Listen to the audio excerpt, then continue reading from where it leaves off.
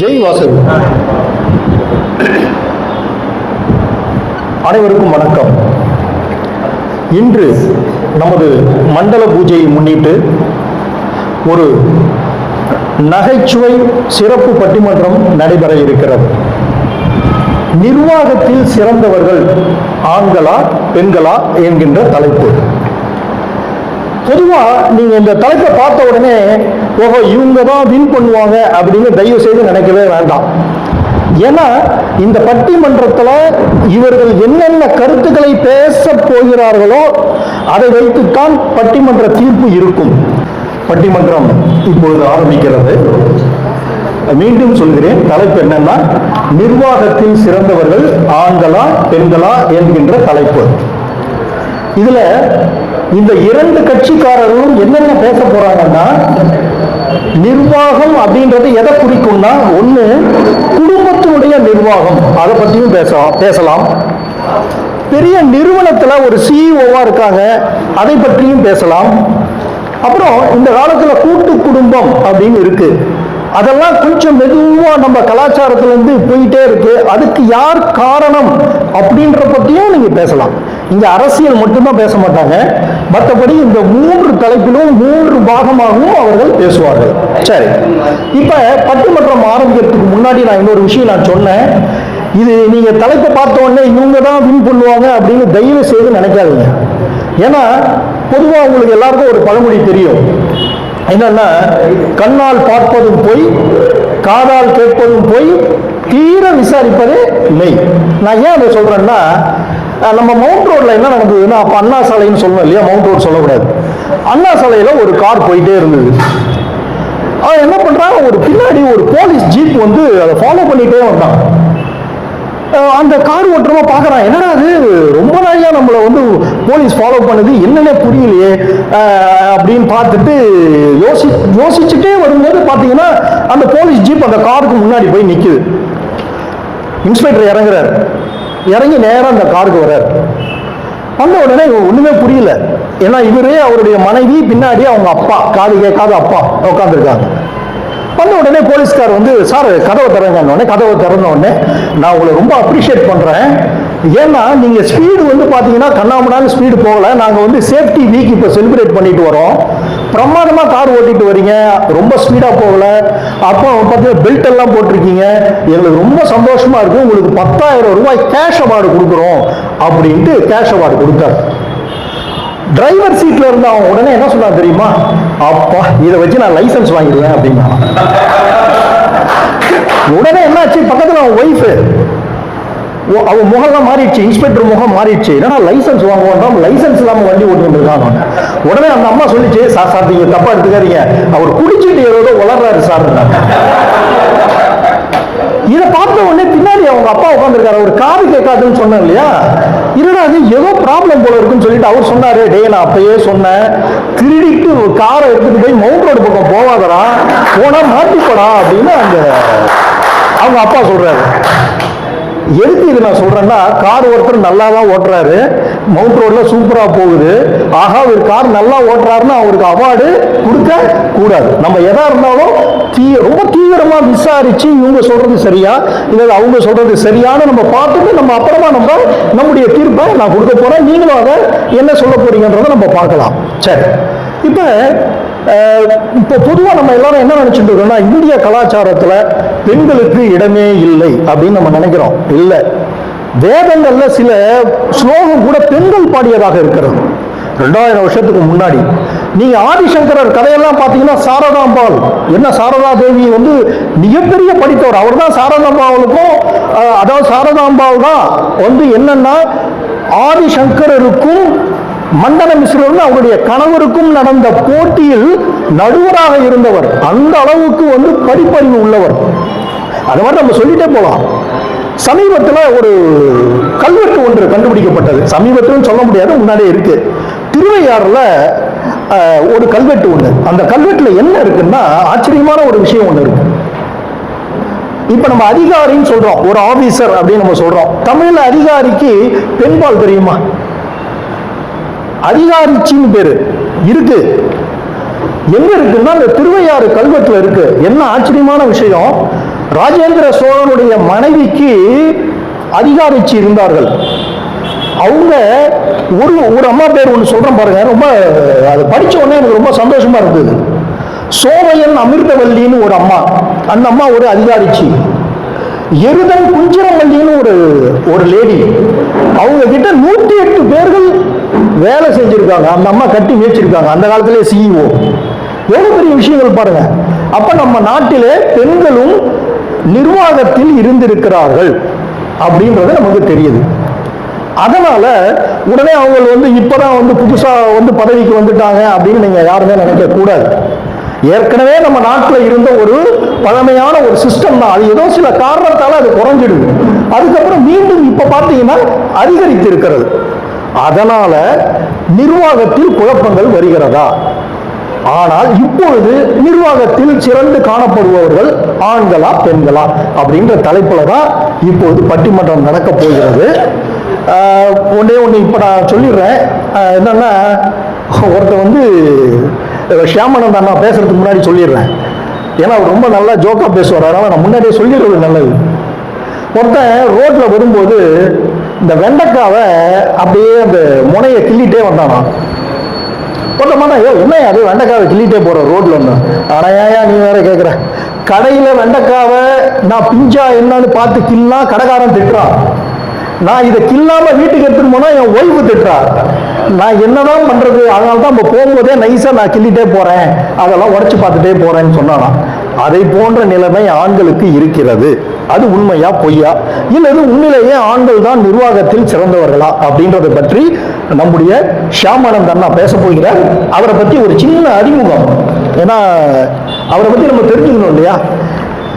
திரு we ஷியாமானந்த் அவர்கள் பிரபல நம்முடைய டி நகர்ல மங்கேஷ் ஸ்ட்ரீட் அப்படின்ற அந்த தெருவில் 4 ஸ்ட்ரீட்டுக்கு முன்னாடி ஒரு 2 ஸ்ட்ரீட்டுக்கு முன்னாடி ஆனந்த் ஜுவல்லரி அப்படின்னு வச்சு நடத்துறார்.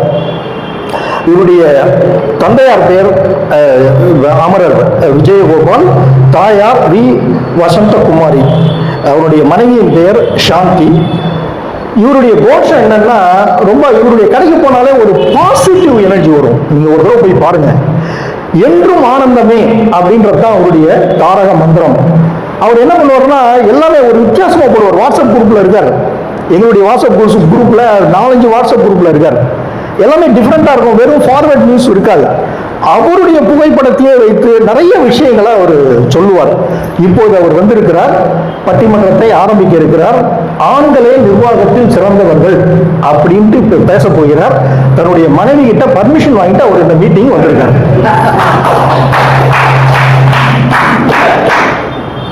மீண்டும் நிர்வாகத்தில் சிறந்தவர்கள் ஆண்களா பெண்களா அப்படின்னு இந்த ஒத்துருக்கீங்க.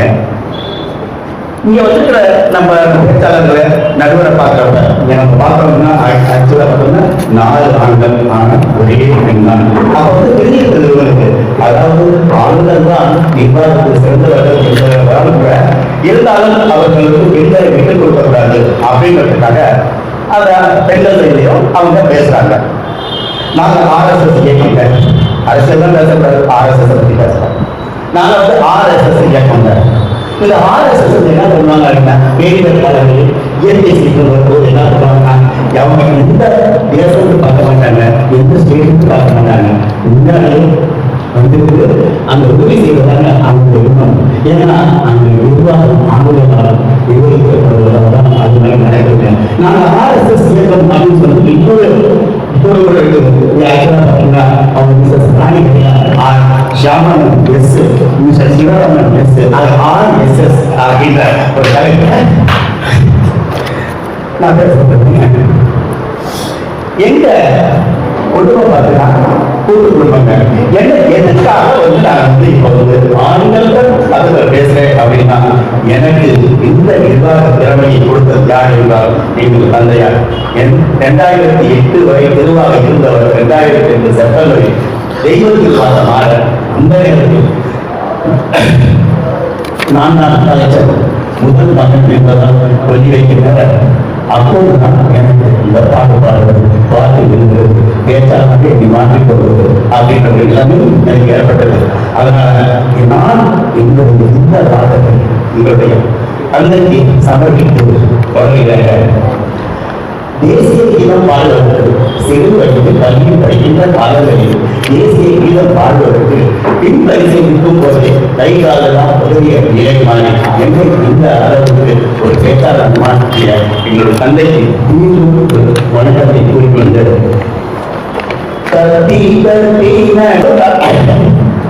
அப்படின்ட்டு அந்த தந்தையை கொண்டு எளிமையான இருந்தாங்க. அதை எப்படி நிர்வகிப்பது அப்படின்றது தனக்குள் ஒரு திட்டத்தை நீக்கிக் கொண்டு நான் சம்பாதித்த அந்த பணத்துக்குள்ளேயே அந்த கூட்டு குடும்பம் என்கின்ற அந்த குடும்பத்தை கட்டி காத்துவதாங்க எங்க அப்பா. இதையெல்லாம் பார்த்து கொண்டிருக்கிறான் அந்த காலத்தில் எனக்கு அவருடைய நிர்வாகத்தில் ஒரு ஈர்ப்பு ஏற்பட அப்போது நான் பள்ளிக்கு படித்த காலங்கள் என்ன செய்ய அப்படின்னா 3வது முறை போல இந்த சில்லறை காசு கேட்கறத பார்த்தோம். சில்லறை காசு அதெல்லாம் ஒரு விசா கேட்டு அந்த காசு வந்து 10% கமிஷன் வச்சு தேவைப்படுகிறது. அதற்கு அடுத்த வருடத்து குப்பை நீர் செய்து கொண்டிருக்கிறது. அதற்கு பிறகு பார்த்தோம்னா நிறைய பொங்கல் இருக்கிறது, பட்டாசு போயிட்டு அந்த காலத்திலே பள்ளிக்கூட நான் அவருக்கு துணையாக இருக்கிறேன். அதனால்தான் என்னால் கூட நல்ல ஒரு நிர்வாகியாக ஆக முடிகிறது அப்படின்றது இந்த சகோதரத்தில் நான் தெரிந்து எனக்கு வந்து எல்லாரும் வந்து சொல்லுவாங்க. ஆனா நான் சொல்றது என்னன்னா எனக்கு 2 மனைவி, எனக்கு 2 வயசு அந்த காலத்தை பார்த்தோம்னா சொல்லுவாங்க. அது மாதிரி எனக்கு வந்து 2 வயசுங்க. உங்க வீட்டுல பார்த்தீங்கன்னா அந்த பார்த்தாங்க என்னை பொறுத்தவரைக்கும் என்னுடைய முதல் மனைவி லாபம், என்னுடைய முதல் மனைவி லாபம், 2வது நான் தட்டி கொண்டவன்.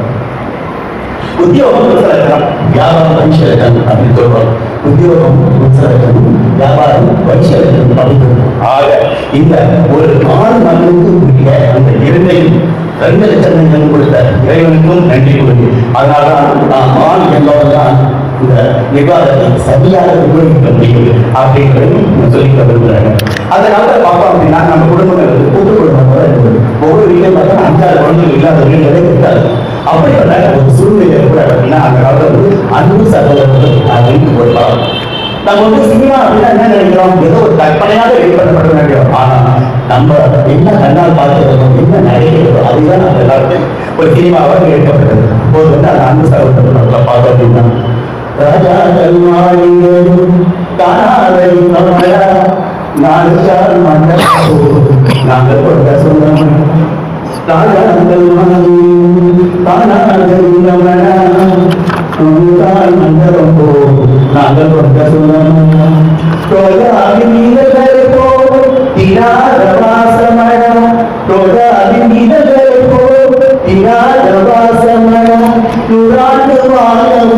நாங்கள் கொண்ட பாசமட முத்து முத்தாக சொத்து சொல்றாங்க அப்படின்னு அண்ணன் தம்பி அது போல அதிகாரம் அது 2வது அதிகாரம் கூட்ட சதவை அவங்களுக்கு இருந்துச்சு.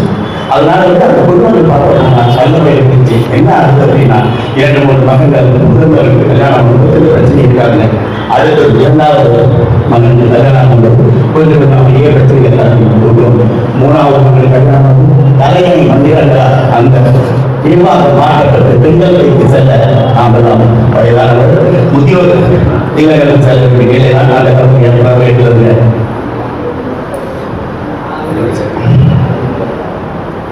நமக்கெல்லாம் பிரச்சனைகள் வரும்போது நம்ம வந்து என்ன சொல்லுவோம் அப்படின்னா நம்ம பிரச்சனைகள் வரும்போது நம்ம என்ன சொல்லுவோம், மேலே இருப்போம் பார்த்துப்போம், மேலே இருப்போம் பார்த்துப்போம்னு சொல்லுவோம். ஆனால் மேலே இருக்கிறவர் பார்த்துப்போம் பெண்கள் அது சொல்லவே கிடையாது. ஆண்மைதான் இறைவனைதான் நம்ம வந்து அது மாதிரி சொல்றது.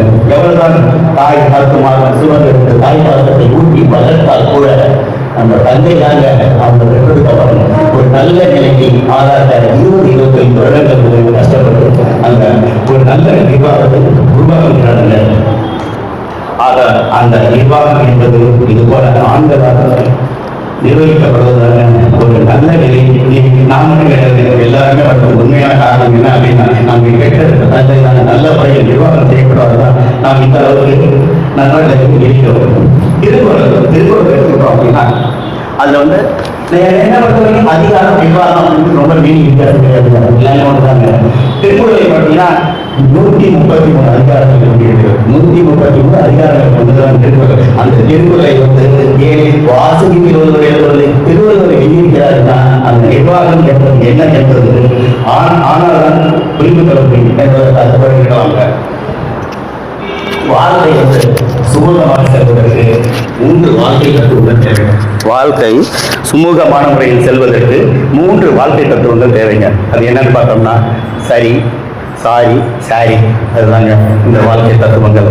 ஒரு கணவன் மனைவியாக இருக்க ஒரு வீட்டில் பார்த்தோம் அப்படின்னா என்னமோ நம்ம வெளியில பார்க்கறது ரொம்ப நல்லா அந்யோன்யமா இருக்க மாதிரி தெரியும். ஆனா வீட்டுக்குள்ள பார்த்தா சின்ன சின்ன சண்டைகள், சச்சரவுகள் எல்லாம் இருக்கத்தான் செய்யும்.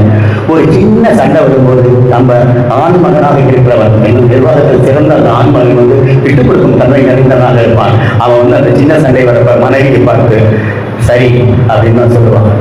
கொஞ்சம் சண்டை அந்த பெருசானதுக்கு அப்புறம் அப்படி பார்த்து ஈகோ பார்க்க மாட்டான். என்ன தெரியும், என்ன நடக்கும் அப்படின்னு சொல்லிட்டு சாரி அப்படின்னு சொல்லிட்டு போயிடுவான். இதுக்கு மேல இன்னும் மிகப்பெரிய பூசலாக உருவாக்கும் போது நேரா ஒரு டெக்ஸ்டைல் கலர் போட்டுட்டு போய் ஒரு சாரி வாங்கி கொண்டு பார்ப்பாருங்க. அப்ப அந்த இன்பத்துக்கு அளவே இருக்காதுங்க. வாழ்க்கை என்பது இப்படிதாங்க.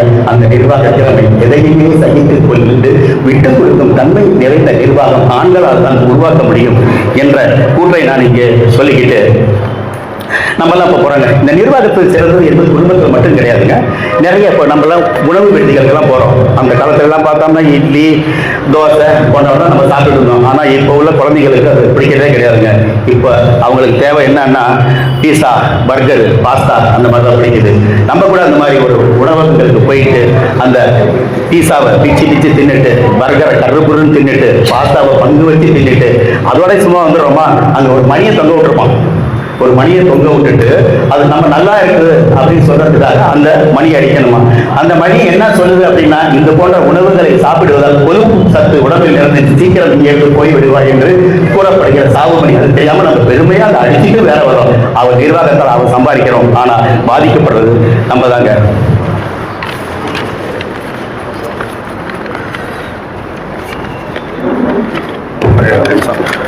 நான் என்னோட முடிச்சு விட்டுமா? முடிச்சு ஒரு இப்போ வந்து என்னுடைய டைம் முடிஞ்சது. நான் இதை முடிச்சுக்கொள்ள ஆசைப்படுறேங்க. ஒரு சின்ன கமர்ஷியல் பிரேக்குங்க. நீங்கள் வாங்குகின்ற புன்னகை புரிந்திட நீங்கள் வாங்கி போகும் வெள்ளி உங்கள் வீட்டில் வெளிச்சமாக மாற நீங்கள் வாங்க போகின்ற அந்த வைரங்கள் நட்சத்திரங்களாக ஒளிவிட தயவு செய்து நீங்கள் வாங்க வேண்டிய இடம் ஆனந்த் ஜுவல்லரி என்று சொல்லிக்கொண்டு இந்த நன்றி.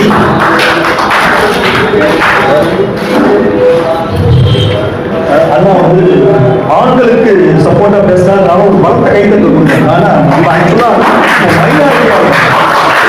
ஒரு பலத்த கைத்தட்டல் பேசிட்டு இருக்கும் போதே ஒரு திடுக்கிடும் செய்தி அவர் சொன்னார். எனக்கு 2 மனைவினார். எங்க அண்ணி வந்து ஆனா அவன் பயப்படவே இல்லை. சரி ரைட்டு சொல்லிட்டு வந்துட்டார் போல இருக்கு. அப்பதான் புரியுது. சரி இப்ப இவர் சொன்னாரு எந்த பிரச்சனையா இருந்தாலும் அதை எப்படி சமாளிக்கணும்னு ஒரு அழகான குழு நமக்கு கொடுத்தாரு. என்னென்ன சார்? சாரி சரி சாரி சரி சரி சரி அப்படின்னு சொன்னார். ஒரு புள்ளிகள் கூட ஒரு விஷயம் நான் சொல்லணும். சமீபத்தில் ஒரு ஸ்டாட்டிஸ்டிக்ஸ் டேட்டா எடுத்தாங்க. மனைவி சொல்ற பேச்சை கேட்பவர்கள் எத்தனை சதவீதம்னு 65%. அதை கேட்ட உடனே எல்லாரும் கேட்டா அப்ப மீதி 35 என்ன பாருங்க. மீதி 35% கல்யாணமே ஆகல பசங்களுக்கு. அப்ப உங்களுக்கு என்ன நிபுணம் உங்களுக்கு தெரிஞ்சிருக்கும். இது வந்து எல்லார் வீட்டையும் நடக்கிறது தான். ஒன்றும் பிரச்சனையும் கிடையாது. சரி, கூட்டு குடும்பம் அது ரொம்ப அவசியம் அப்படின்ற ஒரு கருத்தை வந்து இவர் பதிவு செய்கிறார். அதுக்கு முக்கிய காரணமாக இருப்பது ஆண்கள் தான் அப்படின்றத மறைமுகமா சொன்னார். அதுல இருந்து நமக்கு என்ன விஷயம் தெரியுது? பெண்கள் கூட்டு குடும்பத்தை விரும்பவில்லை அப்படின்ற செய்தியை நாம எடுத்துக்கலாம். ஏன்னா அது வந்து நேரா சொல்லல, இப்படி தலைகீழ சொல்லியிருக்கா நம்ம புரிஞ்சுக்கலாம். ஏன்னா ஒரு பயம் கூட காரணமாக இருக்கலாம். சரி, அதை பத்தி நமக்கு ஒன்றும் பிரச்சனை கிடையாது. சரி, இப்ப ஒரு குடும்பம் கூட்டு குடும்பமாக இந்த காலத்துல இருக்க முடியுமா அப்படின்றது பெண்கள் சைடுல அவங்க ஜஸ்டிஃபை பண்ணுவாங்க. ஏன்னா முன்னாடி எல்லாம் வந்து வியாபாரம் இருந்தது. சார் சொல்ற மாதிரி வியாபாரம் இருந்தது. அந்த வியாபாரத்துக்கு ஆளே பத்த பத்தாது. நம்ம வீட்டில் 4 பேர் இருந்தாலும் நம்ம கடையில் கொண்டு போய் லஞ்சில் உட்காரலாம், நைட்டு உட்காரலாம், லீவே போடாமல் ஒருத்தர் மாதிரி இருக்கலாம். அப்போ வந்து குடும்பம் ரொம்ப நல்லா இருந்தது. இப்போ வியாபாரத்திற்கு செல்பவர்கள் மிகவும் குறைவு. எல்லாரும் வேலைக்கு போயிடுறாங்க. இன்ஃபோசிஸ்க்கும் அதுக்கும் சென்னைக்கும் அமெரிக்காவுக்கும் போயிடுறாங்க. அப்போ என்ன நடக்குதுன்னா, வீட்டில் ஒரு வியாபாரம் ஒரு ஊரில் நடக்குதுன்னா, அப்போ கூட்டு குடும்பமாக இருந்தால் அந்த வியாபாரம் மிக செழிப்பாக இருக்கும். அதுல சந்தேகமே இல்லை. அதைதான் அண்ணன் வந்து ஒரு அற்புதமா வந்து இங்க பதிவு செய்திருக்கிறார். சரி, இப்ப ஒரு ஜோக்கா ஒன்று சொல்லுவாங்க. ஒரு மாமியாரும் மருமகளும் ஒரு ஆஸ்பத்திரி போறாங்க. போயிட்டு வந்து மாமியாருக்கு உடம்பு சரியில்லை. டாக்டர்கிட்ட காமிக்கிறாங்க. டாக்டர் வந்து செக் பண்ணிட்டு, அம்மா நீ பயப்படாதமா, உங்க மாமியாருக்கு ஒண்ணுமே இல்லை அப்படின்னு டாக்டர் சொல்றாரு. உடனே அந்த அம்மா சொல்லுது, என்ன டாக்டர் நீங்க எப்பயுமே நெகட்டிவா தான் பேசுறீங்க, ஒரு நல்ல விஷயத்த சொல்ல மாட்டீங்க, ரொம்ப கோபமா பேசுது அப்படின்னு ஒரு ஜோக்கா ஒன்று சொல்லுவாங்க. இருந்தாலும் பெண்கள் தான் நிர்வாகத்தில் சிறந்தவர்கள் அப்படின்றத பத்தி நம்முடைய எஸ் பிரகாஷ் அவர் வந்து பேச சொல்றாரு. அவரை பற்றி ஒரு சின்ன குறிப்பு. அவருடைய தந்தை பெயர் ஸ்ரீராமுலு, தாயார் பெயர் சரஸ்வதி. கிட்டத்தட்ட 17 வருடங்கள் மார்க்கெட்டிங் துறையில் அவர் இருந்திருக்கார். 18 வருஷம் இப்படி எல்ஐசியில ஒரு ஏஜென்டா இருந்து பல சாதனைகளை புரிந்திருக்கிறார். நான் ஏன் அந்த மாதிரி சொல்றேன்னா, இன்னைக்கு அவார்டு வாங்கியிருக்காரு. அவங்க பிரான்ச் மேனேஜர் கிட்ட அவார்டு வாங்கியிருக்காரு. மிகச்சிறந்த ஒரு ஏஜென்ட் சொல்லிட்டு இன்னைக்கு அவார்டு வாங்கி இண்டிபெண்டன்ஸ் டேல அவார்டு வாங்கி மிகப்பெரிய சாதனையை அவர் புரிந்திருக்கிறார். இவர் ஒரு பட்டிமன்ற பேச்சாளர், எழுத்தாளர், நியூஸ் ரீடரா இருந்திருக்காரு. இவர் பார்த்தாலே நீங்க கண்டுபிடிச்சிருப்பீங்க. அழகா வந்து சோபனா ரவி மாதிரி இருக்காரு. அந்த பேஸ் அவருக்கு இருக்கு பாருங்க. அழகா டிவியில வந்து ஒரு தோண்டி இருக்கிறார். இவர்கிட்ட என்ன இன்னொரு பிளஸ் பாயிண்ட் நான் சொல்றேன். இவர் வந்து காக்கா மாதிரி. காக்கானா தப்பா எடுத்துக்காதீங்க. தான் உணவு உண்ணும் பொழுது பிற காக்கைகளை அழைத்து உணவு உண்ணும் தெரியுங்களா? அதை போல இவர் பேசக்கூடிய கூட்டத்தில் எல்லாம் எல்லாரையும் கூப்பிட்டு சொல்லி சான்ஸ் கொடுப்பார். என்னையே எவ்வளவு சான்ஸ் கொடுப்பார். இதுலயே அந்த எங்கேயோ கோயம்புத்தூர்ல ஒரு தொலைக்காட்சியில ஒரு நிகழ்ச்சி, இவரால் போக முடியல, நீங்க போங்க சார், நீங்க போங்க சார். அதே போல நிறைய சந்தர்ப்பங்களை அனைவருக்கும் தரக்கூடிய ஒரு நல்ல மனதிற்காக அவர் இப்போது பேச போறார். அவர் பேசுறதுக்கு முன்னாடி இன்னொரு விஷயம் சொல்லிடுறேன். அதாவது ஒரு அம்மா வந்து புதுசா கல்யாணம் இருக்காங்களே, ஐடியில் ஒர்க் பண்றவங்க, அப்ப எல்லாம் நல்ல பொசிஷன்ல இருக்காங்க, நிறைய சம்பளம் வாங்குறாங்க. அதனால சமையல் செய்யறதுக்கே ஆளை வச்சுக்கிறாங்க. ஒரு நாள் ஒய்ஃப் சொல்றா, ஏங்க யாராவசியமா ஒரு 20,000 ரூபாய் கொடுத்து நம்ம சமையல்காரை வச்சிருக்கோம், இதெல்லாம் நான் நிறுத்திட போறேன், இந்த மாசத்துல இருந்து நான் சமைக்க போறேன், நீங்க எனக்கு எவ்வளவு சம்பளம் கொடுக்கீங்க அப்படின்னு அவர் கேட்கிறாரு. அவர் பிரகாஷ் மாதிரியான ஒரு ஆள். அவர் சொல்றாரு, ஏம்மா நீயே கவலைப்படுற, நான் தான் இன்சூரன்ஸ் பண்ணியிருக்கேன்ல, நீ தான் சமைக்க போறல்ல, எல்லா மொத்த பணமும் உனக்குதான் கிடைக்க போகுது அப்படின்னா. இப்பொழுது பெண்களை பற்றி பெண்கள் தான் நிர்வாகத்தில் சிறந்தவர் என்று பிரகாஷ் அவர்கள் பேச போகிறார். இது இந்த தலைப்பு கொடுத்தது யாரும் நான் சொல்லியிருந்தேன், அவங்க மிஸ்ஸஸ் தாங்க. அவருடைய ஆண்கள் தான் ஒரு எடுத்தாரு. அந்த அம்மா அது என்ன செஞ்சாங்கன்னு எனக்கு தெரியாது. வேற வழியே இல்லாம சார் இவர் சொல்றாரு என்கிட்ட, சார் பெண்கள் தான் நிர்வாகத்தில் சென்றவர்கள் பேச சொல்லியிருக்காங்க, அதனால நான் பேசுறேன் சார் சொன்னேன். இந்த உண்மையை சாரி நான் எங்க மன்றத்தில் சொல்லியிருக்கேன்.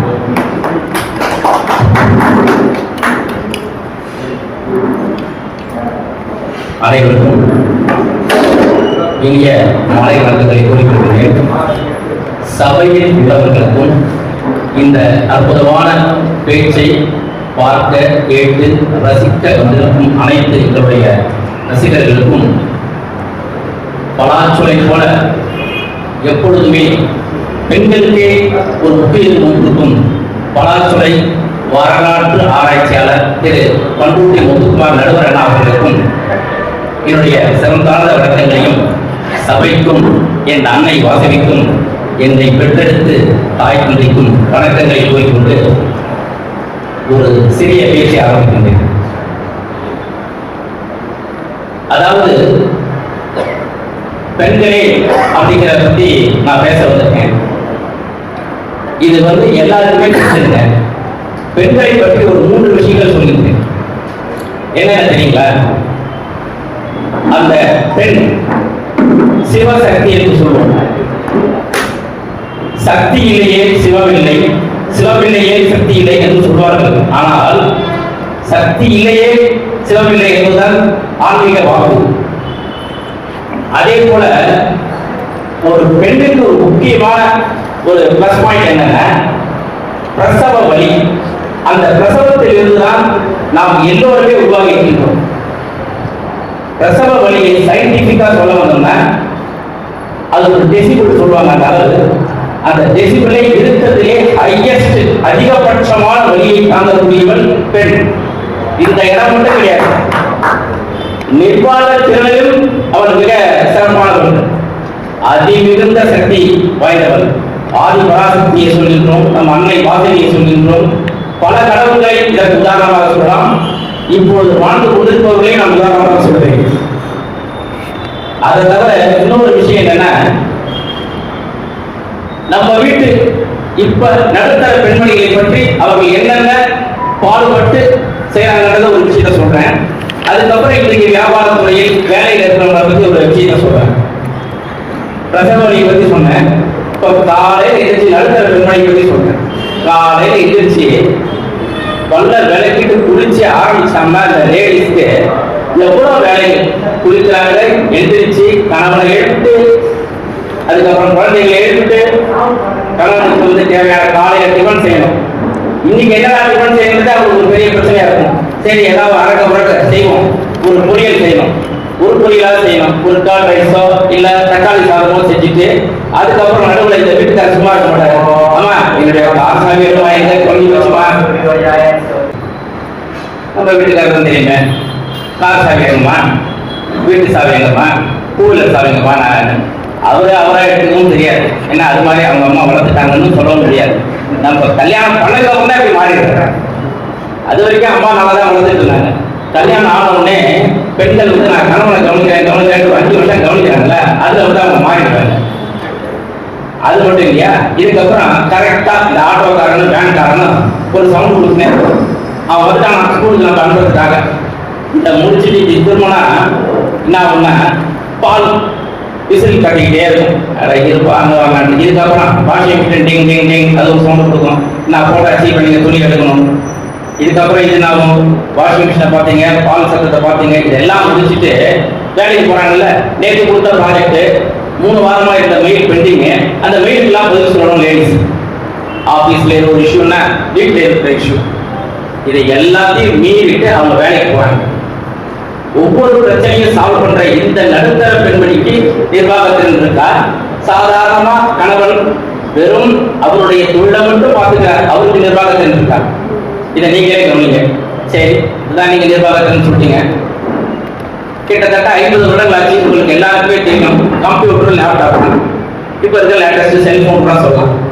50 வருடங்கள் ஆச்சு. அதுக்கப்புறம் கடந்த 30 வருடங்களா இந்தியாவில் கம்ப்யூட்டர் எல்லாருமே பார்க்கணும்.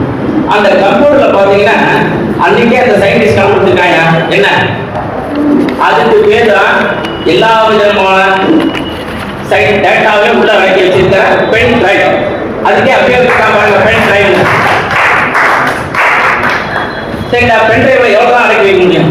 அது இருக்கிறதே இவ்வளவுதானே இருக்குங்க. இந்த இன்ச்சு தான் இருக்கு, நம்ம வேலையோட சைஸ் தான். கொஞ்சம் பெருசா கொடுத்தாங்க இன்ச்சு வச்சு.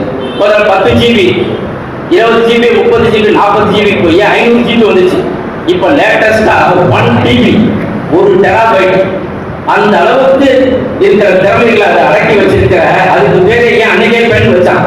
பெண் டிரைவ். டிரைவ்னா அவன் நடத்துறா, குடும்பத்தை உலகத்தை நடத்துறா, ஆட்சி புரியுறா. சரி, அதுதான் பரவாயில்ல, நீங்க பெண் டிரைவ் சொல்றீங்க. அதுக்கு இன்னொரு விஷயத்துக்கு கேளுங்களேன். டிவி நம்ம பாக்குறோமே, எவ்வளவு சீரியல்.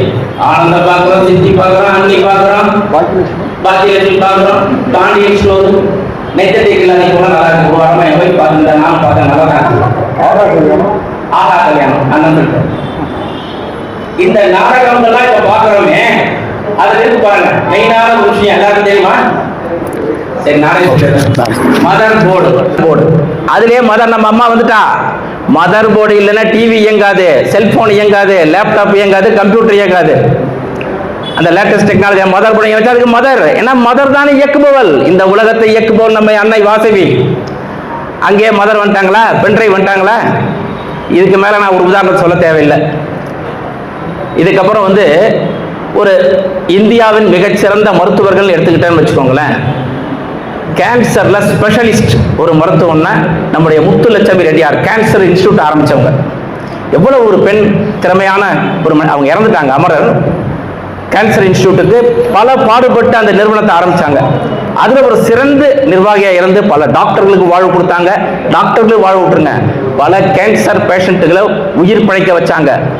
இவர் தேர மாட்டார்ன்றவங்களுக்கு வந்து ஒரு தேர வச்சவங்க, பலருக்கு உயிர் கொடுத்து வாழ்வு கொடுத்தவங்க. அது மருத்துவர்.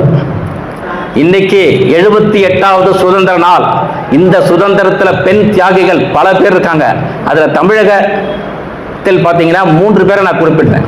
வேலு நாச்சியார் அம்மா ராமநாதபுரத்தில் பிறந்தவங்க. அதுக்கடுத்து பாத்தீங்கன்னா கடலூர் அஞ்சலை அம்மாள்.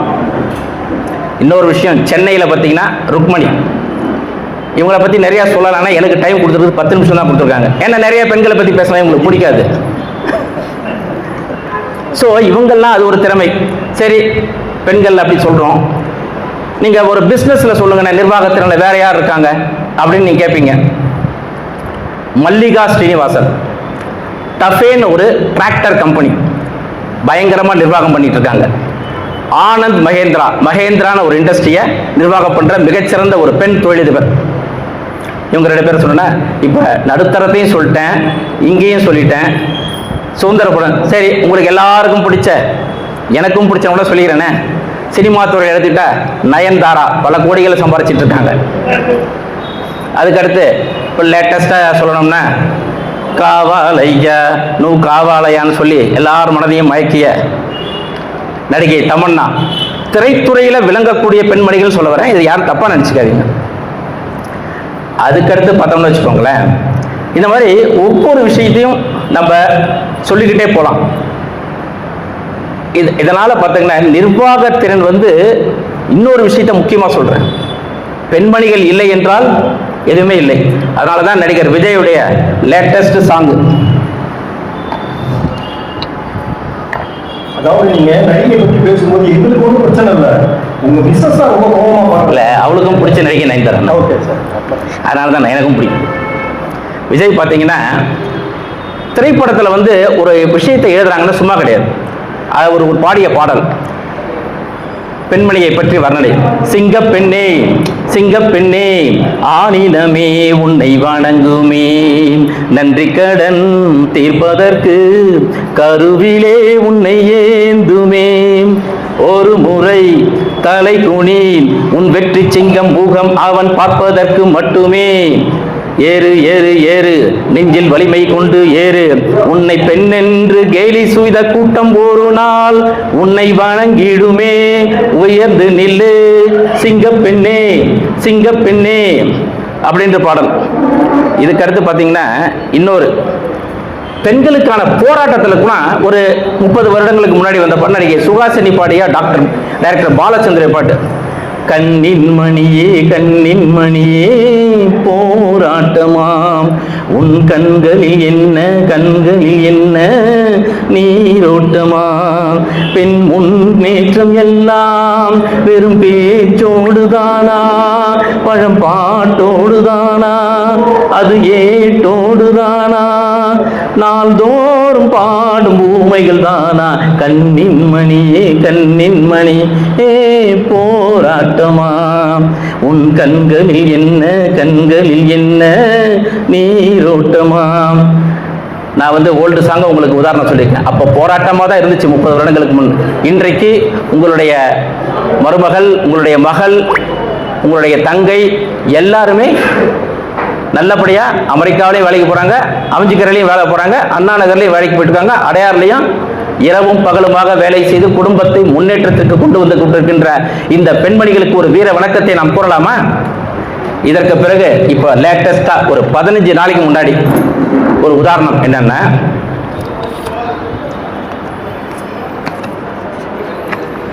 மேஜர் சிட்டா அசோக் செல்கி. இவங்க யாருன்னு தெரியுமா? இவங்க ஒரு பெண்மணி. வயநாடுல கேரளாவில் 44 ஆண் வீரர்களை கொண்டு அந்த ஊர் சப்போர்ட்ல, மொத்தம் ஊருடைய சப்போர்ட்ல பண்ணு மிகப்பெரிய மழை புயல் வெள்ளம் ஊரே சரிஞ்சுக்கிட்டு இருக்க 40 கிராமங்கள் சரிஞ்சிச்சு. அங்க மிகப்பெரிய பாலம் 36 மணி நேரத்தில் இரும்பு பாலத்தை கட்டினாங்க. நீங்கள் எல்லாரும் டிவியில் பார்த்துருப்பீங்க. இதற்கு மேல் பெண்ணின் நிர்வாகத்திறனை பற்றி நான் சொல்ல தேவையில்லை, உங்கள் எல்லோருக்குமே தெரியும். நடுவர் எப்பொழுதுமே அவருக்கும் ஒரு தாய் இருக்கின்றால், ஒரு தங்கை இருக்கின்றால், வீட்டுக்கு போகணும், இதெல்லாமே இருக்கு. கடைசியாக ஒரு முத்தாய்ப்பா ஒரு விஷயத்தை சொல்கிறேன். எங்கள் தாய், என் தாய், என் மனைவி இன்றும் மிகச் சிறப்பாக குடும்பத்தை நடத்தி கொண்டிருப்பதால், அவள் துணை இருப்பதால் தான், அவள் அருமையாக சாப்பாடு சமைத்து போடுவதால் தான் நான் எவ்வளோ தெளிவாக கணீர்னு பேசுகிறேன் பாருங்க. இப்படி இருக்கிற தாய்க்கு நான் 8வது மகன். 8 குழந்தைகளை பெற்றெடுத்து என் தந்தையின் ஒரே ஒரு வருமானம். அதில் வேற எங்கள் அப்பா அம்மா சொல்லுவாங்க, அப்போல்லாம் காமெடியாக சொல்லுவாங்க, டேய் நீ வேணாம் வேணாம் வேணாம்னு நினச்சேன்டா, எத்தனையோ ஆஸ்பத்திரிக்கு போனேன், அதை மீறி இந்த உலகத்துக்கு வரணும்னு நான் இருக்கு, அதை மீறி நான் பிறந்திருக்கேன். உங்கள் எல்லாருக்கும் ஏதோ என்னால் முடிஞ்ச ஒரு சிறிய செயல், இந்த சாதனையும் படைக்கலை, ஒரே ஒரு கல்யாணமும் பண்ணி வச்சிட்டாங்க, ஒரே ஒரு பொண்டாட்டி, 2 குழந்தைங்களை பெற்றெடுத்து நானும் மக்களுக்காக ஒரு ஆயில் காப்பீட்டுத் துறையில் ஒரு சர்வீஸ் பண்ணிக்கிட்டு ஏஜென்ட்டாக இருக்கேன். அதே மாதிரி ரொம்ப நேரம் இதே விஷயத்த கேட்டுக்கிட்டே இருந்தேன், நல்லா இருக்காதுல்ல. அண்ணன் சொன்ன மாதிரி ஒரு ஷார்ட் கமர்ஷியல் பிரேக். எப்பொழுதும் உங்கள் குடும்பத்திற்கு பென்ஷன் தேவையா? நல்லபடியாக எல்ஐசியில் புதிய பாலிசி எடுங்கள். எல்ஐசி என்றால் முகவர் பிரகாஷை நாடுங்கள். வணக்கம், ஜெய்ஹிந்த். நீங்க ஒரு சாமர்த்தியத்தை பார்த்துருப்பீங்க. கடைசியில் என்னுடைய மனைவி தான் நல்லா சமைக்கிறாங்க, என்னை நல்லா கவனிச்சிக்கிறாங்கன்னு சொன்னதுக்கு என்ன காரணம் தெரியுமா? நான் சொன்னேன்ல, நீங்கள் பாட்டு நயனதாரான்னு சொல்கிறீங்க, அந்த அம்மா முறைக்கிறாங்கன்னு நான் சொன்ன உடனே உஷாராயிட்டார். டக்குன்னு அப்படியே மாற்றி ரொம்ப அழகாக பேசினார். அதுக்கு ஒரு கைத்தட்டல் கொடுங்க. உண்மையிலே அது ஒரு சமாளிக்கிறது, உண்மையிலே நம்ம கைத்தட்டணும். சரி, இப்போ ஒரு முக்கியமான விஷயம், பிரகாஷ் அண்ணா ரொம்ப பிரமாதமாக பேசினார். பெண்கள் தான் ஒரு நிர்வாக திறன் மிக்கவர்கள், குடும்பத்தில் மட்டும் கிடையாது. இந்த டிவிஎஸ் அந்த கம்பெனியை சேர்ந்த அந்த பெண், அது மட்டும் இல்லைங்க, கிட்டத்தட்ட 100 கம்பெனிக்கு சிஇஓவாக இருப்பவர்கள் பெண்கள் இன்னைக்கு இந்தியாவில். மோர் தென் 100, அவ்வளோ பெரிய பொசிஷன்லாம் இன்றைக்கு நம்முடைய பெண்கள் இருக்கிறார்கள். நிறைய பேர் சொல்லலாம், நான் சொன்ன அப்புறம் அவங்களுக்கு நான் அவங்க நிறைய பேச போகிறாங்க, அதனால் நான் அதில் இடையூறு பண்ணுற மாதிரி போயிடும். அதனால் ரொம்ப அற்புதமாக நிறைய பேர் இப்போ லைஃப்பில் நிறைய வந்திருக்காங்க. ஒரு சார் சொன்ன மாதிரி இப்போ கரண்ட் அஃபேர்ஸை ரொம்ப டாப்பான ஒரு அருமையான ஒரு உதாரணமாக கொடுத்தார். அந்த இதில் நம்ம கேரளாவில் அந்த பாலம் அமைத்தது அந்த பெண்ணோட தலைமையில் தான் அப்படின்னு அவர் சொன்னார். உண்மையிலேயே ஒரு பாராட்டப்படக்கூடிய செய்தி அது. அது கூட இன்னொரு செய்தி கூட என்னென்னா, நம்ம எல்என்டியில் வந்து மணப்பாக்கத்தில் ஒரு பெரிய பில்டிங் 13 ஸ்டோரி அந்த பில்டிங் கட்டுறாங்க. அதை கட்டுறது யாருன்னா எல்லாமே பெண்கள் தான். சிவில் இன்ஜினியர் அத்தனையுமே சிவில் இன்ஜினியர்ஸ் லேடிஸ் தான். அவங்களே ஒரு மிகப்பெரிய 13 பில்டிங்கை கட்டுறாங்க, 13 ஸ்டோரி பில்டிங்கை கட்டுறாங்கன்றதும் செய்தித்தாளில் வந்திருக்கு. ஒன்று. சரி, அப்புறம் சார் வந்து ரொம்ப அழகாக ஒரு விஷயத்தை சொன்னார். என்ன சொன்னார்னா, பெண்கள் வந்து கணவன் மீது ரொம்ப இதாக இருக்காங்க அப்படின்லாம் சொன்னார். அதான் அதுக்கு எனக்கு ஒரு ஜோக்கு தான் ஒன்று ஞாபகம் வருது. அவங்க அப்பா மாமனார் வீட்டுக்கு வரார், அதாவது பொண்ணோட அப்பா வீட்டுக்கு வரார். வந்த உடனே மாப்பிள்ளையை பார்த்து கேட்குறாரு, என்ன உடனே பொண்ணை பார்த்து கேட்குறாரு, என்னம்மா மாப்பிள்ளை ரொம்ப இழைச்சிருக்காரு, நான் போன தடவை பார்த்ததை விட ரொம்ப இழைச்சிருக்காரு, என்ன காரணம்னு.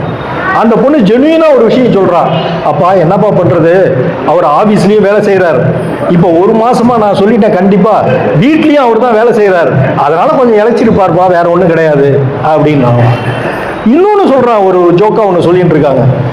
எதிர் வீட்டுக்காரர் திடீர்னு பக்கத்து வீட்டில் வந்து அந்த வீட்டில் வந்து கேட்குறான், ஏய் உங்கள் வீட்டில் எப்போ பார்த்தாலும் புடவையை உங்கள் ஹஸ்பண்ட் வெளியில் போடுறாரு, போட்டு பாத்திரமா வாங்குறாரு, நீ எதுக்கும் ஜாக்கிரதையா இருன்னு. உடனே அவ சொல்கிறா, நீ வேற ஒன்று, அவருக்கு வந்து புடவை துவைக்கிறத விட பாத்திரம் துவைக்கிறது ஈஸியாக இருக்குது, அதனால தான் நானே அந்த மாதிரி சொன்னேன் அப்படின்னா. ஸோ இதை போல ஒரு சில விஷயங்கள் நடந்து கொண்டு இருக்கிறது. இருந்தாலும் ஆண்கள் தான் நிர்வாகத்தில் சிறந்தவர்கள் அப்படின்ட்டு பேசுவதற்கு வருகிறார் ஆவடியை சார்ந்த சிவராமன் அவர்கள். அவரை பற்றி ஒரு சில வார்த்தைகள், அவரை பற்றி நிறைய சொல்லலாம், ஆனால் நான் மிக சுருக்கமாக சொல்கிறேன். சிவராமன் அவர்கள் ஆவடி ஆரிய வைசிய மகாசபா ஃபவுண்டர் பிரசிடென்ட். இப்போதான் சமீபத்தில் ஆவடியில் அவங்க வந்து நம்ம மகாசபா ஓப்பன் பண்ணியிருக்காங்க. அதனுடைய ஃபவுண்டர் பிரசிடென்ட் மிஸ்டர் சிவராமன் அவர்கள் தான். இவர் வந்து தமிழ்நாடு ஆரிய வைசிய மகாசபாவுடைய வைஸ் பிரசிடென்ட்டாக இருக்கார்.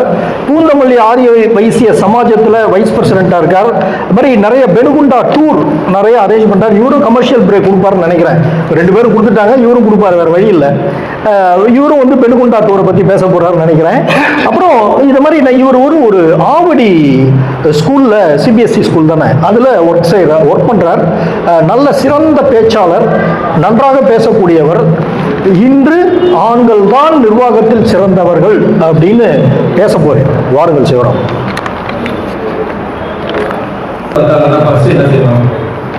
தட்டணும். ஆன் பண்ணு. ஓ ஓ தெரியுதா உங்களுக்கு? அடா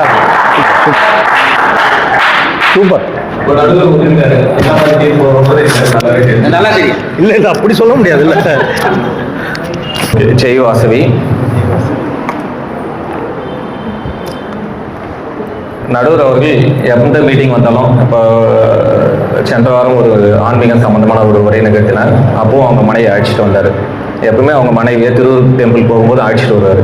இப்போ நடுவர் அவங்க மனைவியை அழைச்சிட்டு வரலன்னு சொன்னாவே ஒரு தைரியத்தோட வந்திருக்காரு. அப்போ வந்து தீர்ப்பு எப்படி இருக்குன்றத நானா சொல்ல வேண்டிய அவசியம் இல்லை, நீங்களே யூகிச்சுப்பீங்க. ஓகே. அதாவது தலைப்பே வந்து நிர்வாகத்தில் சிறந்தவர்கள் ஆண்களா பெண்களா? சரி, ஓகே. இப்போ நம்ம வைசியாஸ்ல எல்லாம் மேரேஜ் எல்லாம் பண்றது பெண்கள் வீட்டு சார்பாக தான் பண்ணுவோம் மோஸ்ட்லி. அப்போ வந்து கல்யாண பொண்ணோட பேரை தான் ஃபர்ஸ்ட்ல போடுவாங்க, ஏன்னா அவங்களுக்கு தான் முக்கியத்துவம். சரிங்களா? இப்போ கூட நம்ம தலைப்புல என்னன்னு கொடுத்துருக்கோம், ஆண்களான்றத ஃபர்ஸ்ட் ஆண்கள் தான் போட்டிருக்கோம். அதனால நமக்கு வந்து ஆண்கள் பக்கம் தான் தீர்ப்புன்றது ஓரளவுக்கு எங்களுக்கு முதலே தெரிஞ்சு போச்சு. சரி, ஓகே, முயற்சி பண்ணுவோம். இதுல எனக்கு என்ன தர்ம சங்கடங்கள்னாக்கா, எனக்கு வந்து ஒரு இந்த மாதிரி பார்ட்டிசிபேட் பண்ண போறோம், ஆனால் தலைப்பு அப்புறமா சொல்றோம்னு சொன்னாங்க. சரி, ஓகே, எனக்கு பெண்கள் பக்கம் தான் சரி வர்றதுக்கு வாய்ப்புகள் இருக்குன்னு சொல்லிட்டு பெண்கள் பற்றியெல்லாம் ஃபுல்லாக ரெக்கார்டெல்லாம் ரெடி பண்ணிட்டு வந்தேன், டேட்டாலாம். கடைசியாக என்ன ஆச்சுன்னாக்கா திடீர்னு ஆண்களுக்கு கொடுத்துட்டாங்க. சரி, ஓகே, என்ன செய்யலாம் அப்படின்னு யோசிச்சு என் ஃப்ரெண்டு கிட்ட கேட்டேன். நாங்கள் ஸ்கூலில் ஒர்க் பண்ணுறோம் இல்லையா, ஸ்டாஃபு கிட்ட எல்லாம் பேசிட்டு இருந்தோம். அவர் என்ன சொன்னாருன்னா, இப்போ நேற்று தான் ஒரு பேப்பர் கரெக்ஷன் பண்ணேன், அதில் வந்து பசுவின் நன்மைகள், பசுவின் முக்கியத்துவம்னு ஒரு தலைப்பு கொடுத்துருக்கேன். ஆனால் எக்ஸாம்பிள் நான் கேட்டிருந்த கொஸ்டின் வந்து மரத்தின் நன்மைகள், மரத்தின் முக்கியத்துவம் அப்படின்னு கேட்டிருந்தேன். இந்த பையன் பசுவோட முக்கியத்துவம் எல்லாமே எழுதியிருக்கான். பசு பால் கொடுக்கும், பசுவின் சாணம் வந்து நமக்கு எருவா யூஸ் ஆகும் அப்படின்னு எல்லாத்தையுமே எழுதிட்டான். இப்படிப்பட்ட சிறப்பு வாய்ந்த பசு அருகில் உள்ள மரத்தில் கட்டப்பட்டுள்ளது அப்படின்னு. அந்த மாதிரி நீ டாபிக்கை மாத்திக்கோ அப்படின்னு சொல்லியிருக்காப்ல. சரி, எங்க ஸ்கூல்ல. ஓகே, சரி. இப்போ நான் வந்து ஜோக்கா ஆரம்பிச்சுட்டு சீரியஸா போலாமா, இல்லை சீரியஸா ஆரம்பிச்சுட்டு ஜோக்கா போலாமா அப்படின்றத எனக்கு கொஞ்சம் குழப்பமா இருக்கு. அதாவது இங்க இருக்கிற எல்லாருமே வந்து ப்ரொஃபஷனல் ஸ்பீக்கர்ஸ், நாங்கள்லாம் எல்போர்டு, அதை நாங்கள் ஒத்துக்கிட்டு தான் ஆகணும். அதனால கொஞ்சம் சில தர்ம சங்கடங்களோ சில இதுவாக இருக்கும். அதனால யாரும் அதை பெருசாக எடுத்துக்காதீங்க. இதுக்கு முன்னாடி நான் ஒரு காலேஜில் ஒர்க் பண்ணுறப்போ ஒரு இந்த மாதிரி ஸ்டேஜில் பேசக்கூடிய ஒரு வாய்ப்பு கிடைச்சிது. நாங்கள் காலேஜ் ஸ்டூடெண்ட்ஸ் எல்லாம் என்ன செய்வாங்க, என்னென்னவோ செய்வாங்க. நம்மளை வந்து பேசுறத வந்து அப்படியே ஒரு மாதிரி பண்ணுவாங்க. அந்த இதில் வந்து என்னால் சரியாக பேச முடியல. அப்புறமா ஸ்டாஃப் ரூமில் வந்த பிறகு எங்கள் ஸ்டாஃப் கிட்டையும் கேட்டுட்டு இருந்தேன், என்ன செய்யலான்னு. நீ வந்து ஆடியன்ஸையே பார்க்காத, இது லைஃப்பில் நம்மளாம் முக்கியத்துவம் வச்சுக்கணும். அது தெரிஞ்சா என்னன்னு தெரியல, அம்மனை பார்க்குற மாதிரியே ஒரு அனுகிரகம் கிடைச்சிது. ரெண்டாவது கொஞ்சம் ஏதோ ஒரு பலம் கிடைக்குன்ற ஒரு நம்பிக்கை நமக்கு. ஓகே, சந்தோஷம். அதாவது நிர்வாகத்தில் சிறந்தவர்கள் ஆண்களா பெண்களா அப்படின்றதுல கிட்டத்தட்ட ஒரு 90% அவங்களுக்கு இவங்களும் ஒரே மாதிரி தான் இருக்கு. பெருசா எனக்கு தெரிஞ்சு என்னோட அனுபவங்கள வித்தியாசம் இல்லை. எங்க நமக்கு வந்து வித்தியாசங்கள் வருது அப்படின்னாக்கா, இப்போ ஒரு நிர்வாகம்னா என்ன வேணும், நமக்கு பொறுமை, சகிப்புத்தன்மை, பிளான் பண்றது எல்லாமே இந்த மாதிரி விஷயங்கள்ல இருக்கு. அதுல எங்க வித்தியாசம்ன்றது நான் உங்களுக்கு அப்புறமா கடைசியா சொல்றேன். சரி, ஒரு சீரியஸான ஒரு சப்ஜெக்டுக்கே போறோம். ஃபர்ஸ்ட்ல இப்போ நமக்கு வந்து நம்ம இந்தியாவோட கலாச்சாரம், பண்பாடு இதெல்லாமே வந்து அந்நிய படையெடுப்புனாலேயோ இல்லை அந்நியர்களால தான் வந்து ரொம்ப செஞ்சு போயிருக்கு. இதுல ஏதாவது மாற்று கருத்து இருக்கா? ஓகே, இந்த அந்நியரோட படையெடுப்புன்றது எப்போ ஆரம்பிச்சதுன்னு தெரியுமா உங்களுக்கு?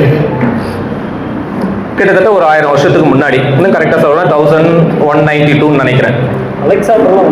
அலெக்சாண்டர் வந்திருக்காரு. ஆனா அவர் வந்துட்டு போயிட்டாரு. பெருசா ஒன்றும் நமக்கு பிரச்சனையை கொடுக்கல, ஓரளவுக்கு தான் பிரச்சனையை கொடுத்தாரு. அதாவது அப்ப சாணக்கியன் ஒருத்தர் இருந்ததால நம்ம கலாச்சாரத்தை காப்பாற்றுற வாய்ப்புகள் கிடைச்சது. ஓகே, கஜினி முகமது, கோரி முகமது இதெல்லாம் கேள்விப்பட்டிருப்பீங்க. கஜினி முகமது 17 தடவை படையெடுத்து கொள்ளடிச்சுட்டு போயிட்டாரு. அதுக்கப்புறமா கோரி முகமதுன்னு ஒருத்தர் வந்தாரு. அவர் பிறந்த ஊர் கோரி. ஓகே, இதெல்லாம் வரும். அவர் வந்து நம்ம இந்தியா மேலே படையெடுக்கிறாரு. பிருத்திவிராஜ் சௌஹான் அப்படின்றவர் வந்து அந்த கோரி முகமதை ரொம்ப தீவிரமாக எதிர்த்து சண்டை போட்டு ஜெயிச்சிடறாரு, சிறையும் பிடிச்சிடறாரு. அப்புறமா அவர் மன்னிப்பு கேட்டு போயிடுறாரு. இப்போ நம்ம ஹிஸ்ட்ரியில் வந்து பிசி ஏசி அப்படிலாம் சொல்லுவோம் இல்லையா, அந்த மாதிரி இது வந்து மேரேஜுக்கு முன்னாடி நடந்தது. பிருத்திவிராஜ் சௌஹான் பேச்சுலராக இருக்கும்போது வீரமாக போராடி ஜெயிச்சார். அதுக்கு அடுத்து படையெடுப்பு நடக்குது. அதுக்கு நடுவில் இவருக்கு கல்யாணம் ஆகிடுது. எப்படி கல்யாணம் ஆகுதுன்றதெல்லாம் உங்களுக்கு தெரிஞ்சிருக்கும். ஒரு ராஜா வந்து எல்லாரும் வந்து சுயம்பரத்தில் உட்காந்துருக்காங்க. இவர் பிருத்திவிராஜுக்கு மட்டும் ஒரு பொம்மை மாதிரி செஞ்சு வச்சிருக்காங்க, அதாவது அவமானப்படுத்துற மாதிரி.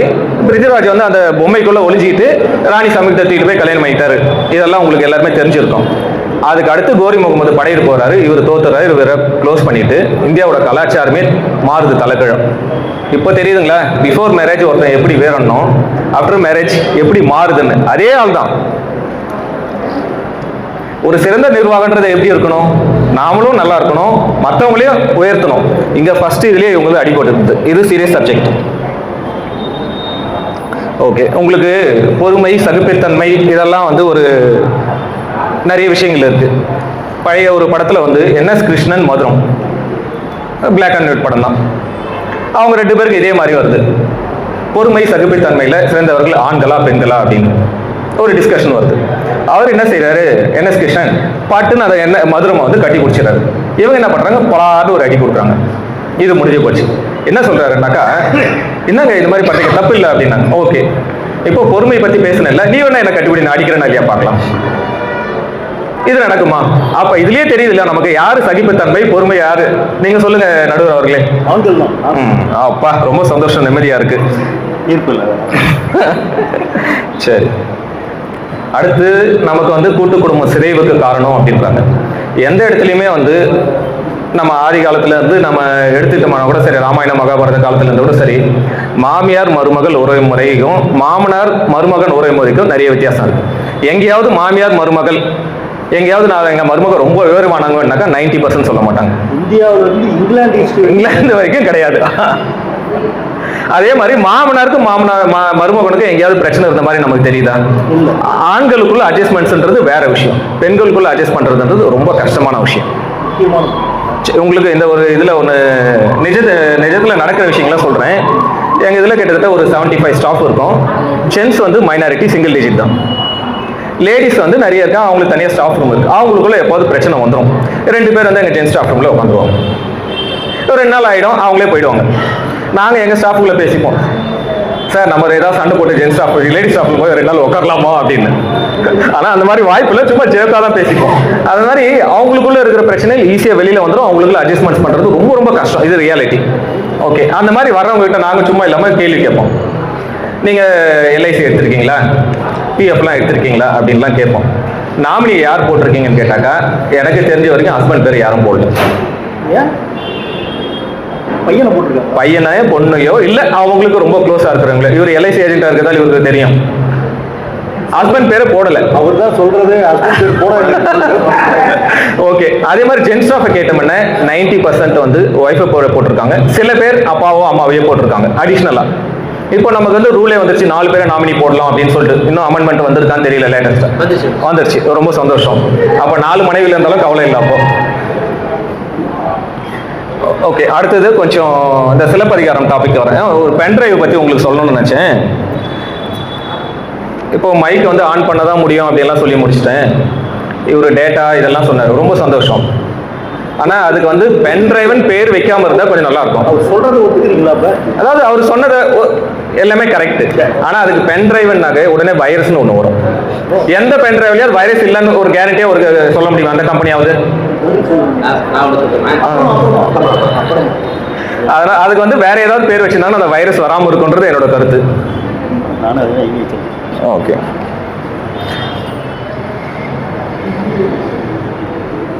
அடுத்தது இந்த நமக்கு சிலப்பதிகாரத்திலேருந்து ஒரு சின்ன டாபிக் சொல்லலான்னு பார்க்குறேன். இப்போ நிர்வாகம்ன்றது ஏற்கனவே சொன்னது தான் உங்களுக்கு. நிர்வாகத்தில் சிறந்து இருக்கணும்னாக்கா அந்த மனப்பக்குவம் இதெல்லாம் வேணும் அப்படின்றதெல்லாம் ஓகே. இப்போ கண்ணகிக்கு வந்து பிரச்சனை வந்துச்சு, மதுரைக்கு போயிருக்காங்க. அவங்க பாண்டியன் நெடுஞ்செழியன் கோப்பெருந்தேவி அரண்மனையில் உட்காந்துருக்காங்க. கண்ணகி வந்து போய் கேள்வி கேட்குறாங்க. இதெல்லாம் முடியுது. ஃபர்ஸ்ட் வந்து என்னன்னாக்கா அதுக்கு முன்னாடி வந்து அந்த கோவலனை வந்து கூட்டிகிட்டு வராங்க. கூட்டிகிட்டு வந்தாக்கா இவனை கொண்டு வா கொன்று வா அப்படின்ற அந்த வார்த்தைகள் ஏதோ மாறிடுச்சு அப்படின்லாம் சொல்கிறாங்க. ஓகே, இந்த பாண்டியன் நெடுஞ்செழியன் ரொம்ப சிறந்த நிர்வாகி, நல்ல ஒரு பரம்பரையில் வந்த ராஜா. அந்த வார்த்தையில் ஏன் தடுமாறுதுன்னா ஒய்ஃப் பக்கத்தில் இருக்காங்க. பயத்தால ஒரு நெருசு இருக்குதான் செய்யும், ஒரு டென்ஷன் இருக்குதான் செய்யும். ஒய்ஃப் இல்லாமல் இருந்தாங்க ஒழுங்கா நீதி இருந்திருக்கும், இன்னைக்கு மதுரை உருப்படியா இருந்திருக்கும். இந்த அளவுக்கு சூழ்நிலைகள் மாறதுக்கு யார் காரணம்? அது உங்களுக்கே தெரியும்.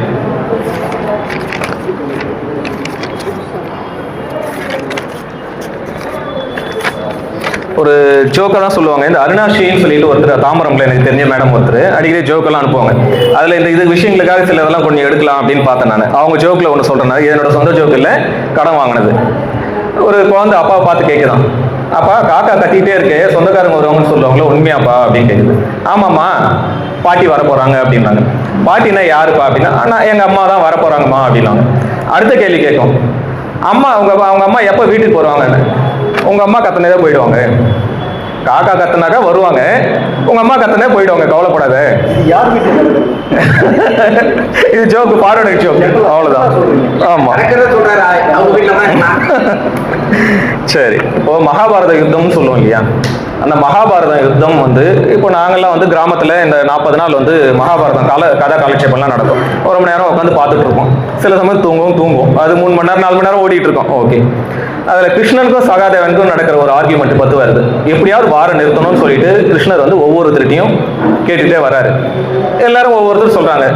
அதான் சகாதேவனோட விஷயம் கேட்கிறார். சகாதேவன் உங்ககிட்ட தனியாக பேசுறேன் அப்படின்னு சொல்றாப்புல.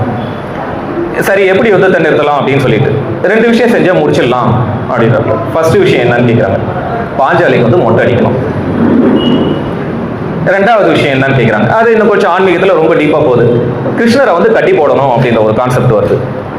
பாஞ்சாலிக்கு எதுக்கு மொட்டை அடிக்கிறேன்னா, அந்த பாஞ்சாலி வந்து அந்த தலைமுறையை விழிச்சு இருக்கிறதாலையும் அதை பார்த்து இவங்கெல்லாம் டென்ஷனாகி எப்படியாவது யுத்தம் செய்யணுன்ற ஒரு எண்ணம் வருது. மொட்டை அடிச்சிட்டாக்க இந்த பிரச்சனையே டென்ஷனே குறைஞ்சிரும், எதுவுமே நடக்காது அப்படின்றாரு. இதுல போருக்கு தோணுனதும் இவ்வளவு அழிவுக்கும் யார் காரணம் சொல்லுங்க? பாஞ்சாலி சபதம் முக்கியமான காரணம். அதனால இது அதாவது ரொம்ப கெட்டவங்களும் அழிஞ்சு போனாங்க, நல்லவங்களும் அழிஞ்சிருக்காங்க ஜி. கர்ணன் என்ன கெட்டவனா? கர்ணன் அது மாதிரி கொடையால இன்னைக்கு வரைக்கும் பார்க்க முடியுதா? கர்ணன் நீங்க படிச்சு பார்த்தீங்கன்னா மோசமான கேரக்டர். பிற்காலத்துல தான் அவர் உயர்த்தி பேசுறாங்க. உண்மையிலேயே நீங்க அந்த துஷ்யன் ஸ்ரீதரோட இதெல்லாம் கேட்டு பாருங்க, கர்ணனை பத்தி ரொம்ப மோசமா இருக்கும். சரி வேண்டாம், ஓகே, அது ஓகே அவுட் ஆஃப் சப்ஜெக்ட்ல போயிடுது. ஓகே, இந்த மாதிரி ஒவ்வொரு விஷயமும் நம்ம பார்க்கும்போதும் நமக்கு வந்து சாதகங்கள் பாதகங்கள் 2மே எடுத்துட்டாலும் இன்னைக்கு நம்ம கூட்டு குடும்பங்கள் சிதைவுக்கு ஆண்களோட பர்சன்டேஜ் ரொம்ப ரொம்ப கம்மி தான். அது மனசாட்சி இருக்கிறவங்க ஒத்துப்பாங்க. பெண்களோட போர்ஷன் தான் அதிகம். எங்கேயாவது ஆண்கள் வந்து எங்க அப்பா அம்மா சரியில்லை நம்ம தனியாக போகலாம்னு எங்கேயாவது சொல்றாங்களா? வர்ற பிரச்சனை எங்கே வருது? கூட்டு குடும்பம் சிதைவுக்கு எங்கே வருது? அது எல்லாமே வந்து நம்ம பெண்களால் தான் அப்படின்றது எல்லாருக்குமே தெரியும். நம்ம சார் சொன்னார், காலையில் பெண்கள் எழுந்துக்கிறாங்க, குடும்பத்தை எல்லாரையும் எழுப்புறாங்க, ரெடி பண்ணுறாங்க, எல்லாமே ரொம்ப சந்தோஷமான விஷயம். இதெல்லாம் பிளாக் அண்ட் ஒயிட் படத்தில் வருது. இன்னைக்கு ரியாலிட்டி வேற. இப்போ 30 வருஷத்துக்கு முன்னாடி வாரத்துக்கு ஒரு நாள் தான் வந்து ஒளியும் ஒளியும் பாட்டு போடுவாங்க. இப்போ டெய்லி அதுக்குன்னு ஒரு சேனலே இருக்கு, ஒரு சேனல்ல பல சேனல் இருக்கு. அந்த மாதிரியான இப்போ இன்னைக்கு இருக்கிற உலகம் வேற. இன்னைக்கு எனக்கு தெரிஞ்சு எங்க ஸ்டாஃபுங்களை நிறைய பேர் வந்து காலையில காஃபி போட்டு தான் ஒய்ஃபை வைப்பாங்க. காஃபி போட்டுட்டு தான் அப்புறமா ஒய்ஃபை வைப்பாங்க, பெட் காஃபி. இது நடக்குதா இல்லையான்னு சொல்லுங்க. அவர் சொன்னது குறைக்கு நான் ஒத்துக்கிறேன். ஆனா ஒரு தலைமுறைக்கு முன்னாடி இப்ப இருக்கிற தலைமுறையில அந்த மாதிரியான வாய்ப்புகள் ரொம்ப ரொம்ப ரொம்ப கம்மியா இருக்கு. கடைசியா ஒரு இது அரசியல் பதிவு வேண்டான்னு சொன்னாங்க, ஆனா நம்ம ஸ்டேட் பதிவு இல்லை. இது வந்து மேற்கு வங்காளத்தில் நடந்த ஒரு பதிவு. 23,120 மொத்தம் எக்ஸாம் எழுதுனது. இப்போ நம்ம Tamil Nadu state public service commission மாதிரி அங்கே இருக்கிற வெஸ்ட் பெங்கால் ஸ்டேட் பப்ளிக் கமிஷனில் 25,000 போஸ்டிங். அதில் ஃப்ராடு பண்ணி வந்தது 23,123 வரை பணி நீக்கம் செய்யணும்னு உத்தரவை கொடுத்துருக்காங்க. அங்கே இருக்கிற முதல்வர் யாருன்றது உங்க எல்லாருக்குமே தெரியும். பெண்கள் நிர்வாகம் எப்படி இருக்கும்ன்றதையும் சும்மா ஒரு கோடிட்டு காட்டுறேன் நான். ஓகே, இது முடிஞ்சிச்சு. கமர்ஷியல் பிரேக் கொடுத்துடலாமா? ஓகே. நாங்கள் பெண்ணுகொண்டா டூர் ரெகுலராக நாங்கள் கூட்டிகிட்டு போகிறோம். இந்த முறை இப்போ நானும் நம்ம நடுவர் அவர்களும் சமீபத்தில் வந்து பெண்ணுகொண்டாவுக்கு போயிட்டு சில நாள் தங்கியிருந்து சில ஆராய்ச்சிகளுக்கெல்லாம் அவருக்கு நான் உதவி செஞ்சேன். நான் எதுவும் ஆராய்ச்சி பண்ணல, அவருக்கு நான் உதவியாக கொஞ்சம் ஒரு ரைட் ஹேண்ட் மாதிரி போயிருந்தேன், அவ்வளோதான். அங்கே வந்து நம்ம பார்த்த இதில் புராணங்கள் படியும் சரி, பெண்ணுகொண்ட நம்ம கோயில் வந்து ரொம்ப பெரிய கோயில். நம்ம புராண காலத்துப்படி பெரிய கோயில். அங்கே வந்து ஒரு பெருமாள் கோயில் இருந்ததாகவும் ஒரு குளம் இருந்ததாகவும் நம்ம கதைகள்லாம் வருது, புராண கதைகளில். ஆனால் இப்போ இருக்கிற ஒரு கோயிலில் பார்த்தீங்கன்னா அந்த குளமெல்லாம் கிடையாது. என்னென்னா குளம் வந்து ஒரு 2 தெரு தள்ளி இருக்கு. இப்போ இருக்கிற காலகட்டத்தில் கோயிலே வந்து ரொம்ப குறுகலாக இருக்கு. பக்கத்தில் 2 தெரு தள்ளி அந்த பெருமாள் கோயில் பேர் என்னாச்சு உங்களுக்கு ஞாபகம் இருக்காங்க? ஜனார்தன சுவாமிகள். அதனால அங்க வந்து லிங்காலய வீதியில இருக்கு. 102 கோத்திரங்கள் சார்பா 102 சிவன் கோயில்கள் 22 லிங்கங்கள் இருக்கிறதா சொல்றாங்கன்னா இன்னைக்கு 2 தான் இருக்கு. அதனால யாராவது பெண்ணுகொண்டா கோயில்கள் போறவங்க, பெண்ணுகொண்டா போறவங்க பக்கத்துல இருக்க ஜனார்தன சுவாமியும் அந்த லிங்காய வீதியும் தயவு செஞ்சு ஒரு ரவுண்ட் அப்படி பார்த்துட்டு வாங்க. ஓகே, இந்த வாய்ப்பு கொடுத்ததுக்கு என்னை நம்பி ஏதோ என்ன பேசுவோம் அப்படின்னு நம்பி வாய்ப்பு கொடுத்த பிரகாஷ் சார் அவர்களுக்கும் நடுவர் அவர்களுக்கும் பொறுமையாக கேட்டுருந்த எல்லாருக்கும் நன்றி. சிவராமன் அவர்களை நிச்சயமா நம்ம பாராட்டணும். எதுக்கு பாராட்டணும்னா தைரியமாக ஒன்று சொன்னார். கூட்டு குடும்பம் சிதைவதற்கு காரணம் பெண்கள் தான் அப்படின்ற மாதிரி தைரியமாக இந்த மன்றத்தில் பதிவு செய்திருக்கிறார். அதை மேடம் வந்து இல்லைன்னு சொல்ல போகிறாங்க. அதுக்கு முன்னாடி ஒரு செய்தி, இந்த காஃபி கொடுக்குற விஷயத்தை பற்றி சொன்னார். இப்பொழுதெல்லாம் என்ன நடக்குது, அது அவர் வீட்டில் நடக்குதான்லாம் தெரியாது. நான் ஒரு சாமர்த்தியமாக ஒரு வார்த்தை சொன்னார், இப்பொழுது திருமணமானவர்கள் அப்படின்ற வார்த்தையை சொல்லிட்டார். ஸோ அப்போ புதுசாக கல்யாணம் ஆனவங்களாம் ஹஸ்பண்டு தான் காஃபி போட்டு கொடுக்குறான் அப்படின்னு சொல்கிறாங்க. ஒன்றும் தப்பு இல்லை, சரி. இருந்தாலும் ஏன் அந்த மாதிரி அவர் சொல்கிறாருன்னா எனக்கு ஒரு ஜோக் ஒன்று நான் வருது. புதுசாக கல்யாணம் ஆன ஒரு தம்பதி, அந்த பொண்ணு வந்து காஃபி போட்டு கொடுக்குறா, கணவன் சாப்பிட்றான். சாப்பிட்ட உடனே அவனுக்கு பயங்கர கோபம் வருது. சே, இந்த காஃபியை நாய் குடிக்குமா அப்படின்னு சொல்லிட்டு தூக்கி போடுறான். உடனே அந்த பெண் சொல்கிறா, ஆமாங்க, அதனால தான் நான் ஜிம்மிக்கு ஹார்லிக்ஸ் கலந்து கொடுத்துருக்கேன் அப்படின்னு சொல்கிறாலாம். ஸோ இந்த மாதிரிலாம் ரொம்ப சாமர்த்தியமாக சமாளிக்கிற பெண்கள் இருக்காங்க நிர்வாகத்தில் அப்படின்னு அவங்க சொல்ல போகிறாங்க. அப்புறம் இன்னொன்று, போன தடவை பேசும்போது பிரகாஷ் அண்ணனே ரொம்ப அற்புதமாக ஒரு விஷயம் சொன்னார். சிங்கப்பெண்ணை பார்த்து ரொம்ப நல்லா பேசினார்.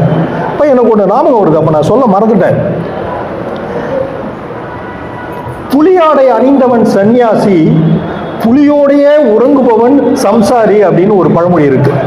ஏன்னா எல்லாரும் அது ஒன்றும் ஆண்கள்ன்றதும் ரொம்ப தைரியமானவர்கள் அப்படின்றதுக்காக தான் உங்கள் பக்கம் நம்ம பக்கம் பாயிண்ட்டு அப்படின்றதுக்காக சொல்லிட்டு இருக்கேன்.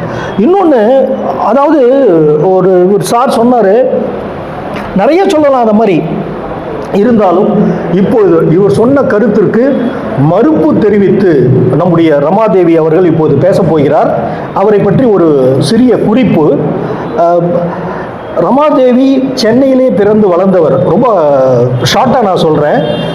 அவருடைய கணவர் பெயர் மணிகண்டன். அவருக்கு 2 மகன்கள். சிபிஎஸ்சி ஸ்கூலில் அவங்க டீச்சராக இருக்காங்க. அதனால் நம்ம கொஞ்சம் ஏன்னா நம்ம கொஞ்சம் ஜாக்கிரதையாக இருக்கணும். யாராவது பேசுனாங்கன்னா பெஞ்சில் ஏற்றிடுவாங்க. அதனால் கொஞ்சம் யாருமே பேசாமல் கேளுங்க. நன்றி.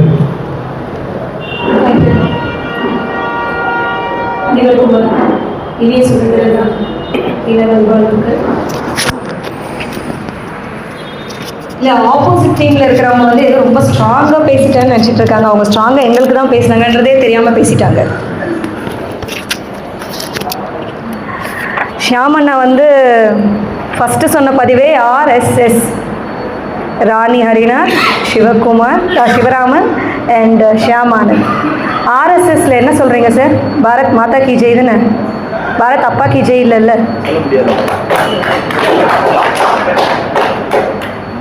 பாரத் மாதா கி ஜெய், பாரத் மாதா கி ஜெய்னு சொல்லிட்டு இங்கே வந்து நாங்களும் பண்ணுறோமா உடைதான் சாய்தான் உருள்தான் ஏதோ சொல்கிறாரு. நிர்வாகத்தில் சிறந்தவர்கள் பெண்களான்னு ஆண்களான்னு கேட்கும்போது, நிர்வாகம் அப்படின்னு வந்துட்டாலே பிஸ்னஸ் பீப்புளுக்கும் சரி, இல்லைன்னா வந்து ஒர்க்கிங் பீப்புளுக்கும் சரி, த ஃபர்ஸ்ட் பாயிண்ட் எது வருதுன்னா ஃபினான்ஸ். வீடை வந்து எப்படி மெயின்டைன் பண்ணுறாங்க, பொருளாதாரத்தில் எப்படி வந்து கரெக்டாக இருக்காங்களா, சிக்கனம் பண்ணுறாங்களா, மிச்சப்படுத்துகிறாங்களா, இல்லை செலவு பண்ணுறாங்களா, பொருளாதாரம். அதிலே தாரம்ன்ற வார்த்தையே இருக்கு. தாரம் நல்லா பண்ணுறதால தான் பொருளாதாரம்னு சொல்லியிருக்காங்க. அவர் சொல்கிறாரு பெருமையாக, அவருக்கு 2 ஒய்ஃப் இருக்கும். ஒன்று ஒர்க்கு, ஒன்று வந்து பிஸ்னஸ்ஸு, இன்னொன்று வந்து சார் என்ன சார் சொன்னீங்க இன்னொன்று? என்னுடைய கட்டி கொண்டவர். கட்டி கொண்டவள். பெருமையாக பேசுகிறாரு. எப்படி சொல்கிறாரு, எப்படி தைரியமாக வர்றாரு சொல்ல முடியுது? ஏன்னா அவங்க ஒய்ஃப் அந்த அளவாக அழகாக மேனேஜ் பண்ணுறாங்க வீடை, அதனால தான் தைரியமாக சொல்கிறாரு. வீடை மேனேஜ் பண்ணலன்னா சொல்வீங்களா சார்? நீங்கள் சொல்லவே மாட்டீங்க. வீடு மேனேஜ் பண்ணுறாங்கன்றதால தான் தெளிவாக தைரியமாக ஆனால் இந்த சைடு உட்கார்றதுக்கு அவருக்கு கொஞ்சம் கஷ்டமாக இருக்குது, அதனால அந்த சைடு உட்காந்து பேசிகிட்டு இருக்காரு, அவ்வளோதான். மற்றபடி எந்த ஒரு பாயிண்ட்டும் கிடையாது அதில். இப்போது ஜென்ஸுக்கு தெரிஞ்சதுலாம் ரெண்டே விஷயம் தான் சார். ஒன்று ஒர்க்கஹாலிக், இன்னொன்று ஆல்கஹாலிக். ஒன்று அவங்க ஒர்க்கஹாலிக்காக இருப்பாங்க, ஒர்க் இல்லைன்னா ஆல்கஹாலிக்காக இருப்பாங்க. பேசிக்கலி நான் பொதுவாக சொல்கிறேன், நம்ம யாரையுமே இதில் வந்து I am not Poynting out anybody. இப்போ ஹவுஸில் பார்த்தீங்கன்னா வந்து நிறைய பேர் வந்து மெய்ட்ஸ் வச்சுருக்கோம். மெய்டு இன்னைக்கு வந்து அத்தனை பேர் வீட்லேயும் மெய்டு இருக்காங்க. அவங்க கிட்ட போயிட்டு யாருன்னா ஒருத்தருக்கு கேட்டிங்கன்னா, ஏமா நீ வந்து இவ்வளோ கஷ்டப்பட்டுட்டு இருக்க அப்படின்னா, என் பிள்ளைக்கு ஃபீஸ் கட்டணும்னு சொல்லும், இல்லைன்னா எனக்கு வாடகை இருக்குன்னு சொன்னோம், இல்லைன்னா வந்து வட்டி கட்டணும்னு சொன்னோம். ஏன் இந்த சுச்சுவேஷன்லாம் வருது? ஏம்மா உங்கள் வீட்டில் உங்கள் வீட்டுக்காரிங்க அது கிடக்குதுமா, குச்சி வந்து போட்டு நேற்றுலேருந்து ஒரே சண்டை போட்டு பல பிஜார் பண்ணி நிற்குதுமா அது அப்படின்னு சொல்லிட்டு அவங்க தான் எல்லா ரெஸ்பான்சிபிலிட்டிஸ் எடுத்துகிட்டு வந்து வேலை பார்த்துட்ருக்கு. நம்ம வந்து இருக்கிறது இந்தியாவில் இன்னைக்கு 78th இண்டிபெண்டன்ஸ் டே செலிப்ரேட் பண்ணிட்டு இருக்கோம். எல்லாருமே பிஸ்னஸ் பற்றி பேசுகிறீங்க, எல்லாம் பண்ணுறீங்க. இந்த பிஸ்னஸ் எல்லாமே ஆள்ற நம்மளோட ஃபினான்ஸ் மினிஸ்டர் யார்? நிர்மலா சீதாராமன்.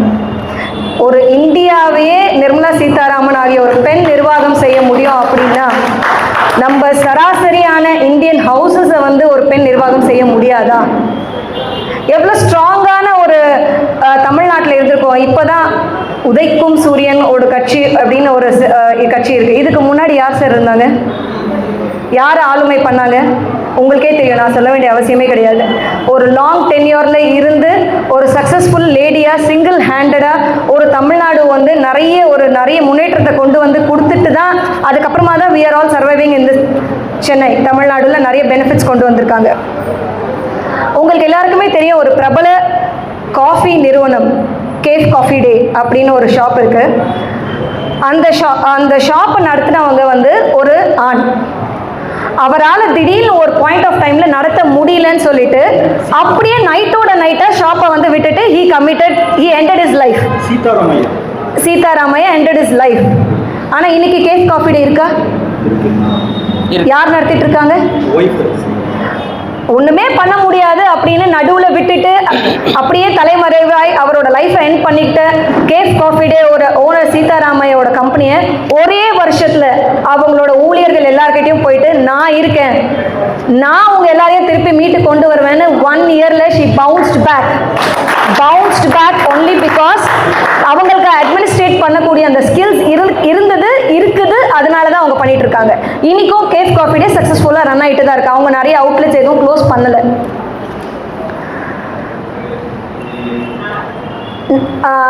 ஆளுமை திறமை அப்படின்னு சொல்கிறத விட மேனேஜரியல் ஸ்கில்ஸ் அப்படின்னு சொல்லும்போது விமென் தான் வந்து நிறைய ஸ்கில்ஸை வந்து எக்ஸிபிட் பண்ணியிருக்காங்க. நீங்கள் வந்து சம்பாதிக்கிறீங்க, கரெக்ட், விமெனும் சம்பாதிக்கிறாங்க இந்த காலத்தில், விமெனும் ஒர்க்கிங் விமெனாக இருக்காங்க. இவர் சொன்னார் சார் வந்து அவருக்கு ஆதங்கம், விமென்ஸ்க்கு தனி ஸ்டாஃப் ரூம் இருக்கான், மென்னுக்கு ஸ்டாஃப் ரூமே இல்லையா. அதனால தான் சார் சொல்கிறேன், விமெனுக்கே அங்கே தனி ஸ்டாஃப் ரூம் இருக்குன்னு அதுலேயே தெரியுது சார். விமன் டீச்சிங்கையும் பார்க்க முடியுது, அவங்க பேஷனையும் பார்க்க முடியுது, அவங்க ஒர்க்கையும் பார்க்க முடியுது, அவங்க பசங்களையும் பார்க்க முடியுதுன்னு. ஏன் மென்னால் பார்க்க முடிஞ்சா நிறைய மென் வந்து மென் ஸ்டாஃப் ரூம் இருந்திருக்கலாமே அந்த ஸ்கூலில். விமன் ஸ்டாஃப் ரூம் மட்டும் தானே இருக்குது. அதுலேருந்தே தெரியுது மேனேஜரல் ஸ்கில்ஸ் யாருக்கு அதிகமாக இருக்குது, அவங்களால பேலன்ஸ் பண்ண முடியுது. நம்ம பூமி தாய், நம்ம மதர் இந்தியா எல்லா இடத்துலையும் வந்து விமென்னு தான் இருக்குது. இந்த ஆண்கள் பண்ற அத்தனை அட்டூழியத்தையும் தாங்கிறது யாரு? பூமி தாய். தாய்ன்னு தான் சொல்லியிருக்காங்க, பூமி அப்பான்னு யாரும் சொல்லலை.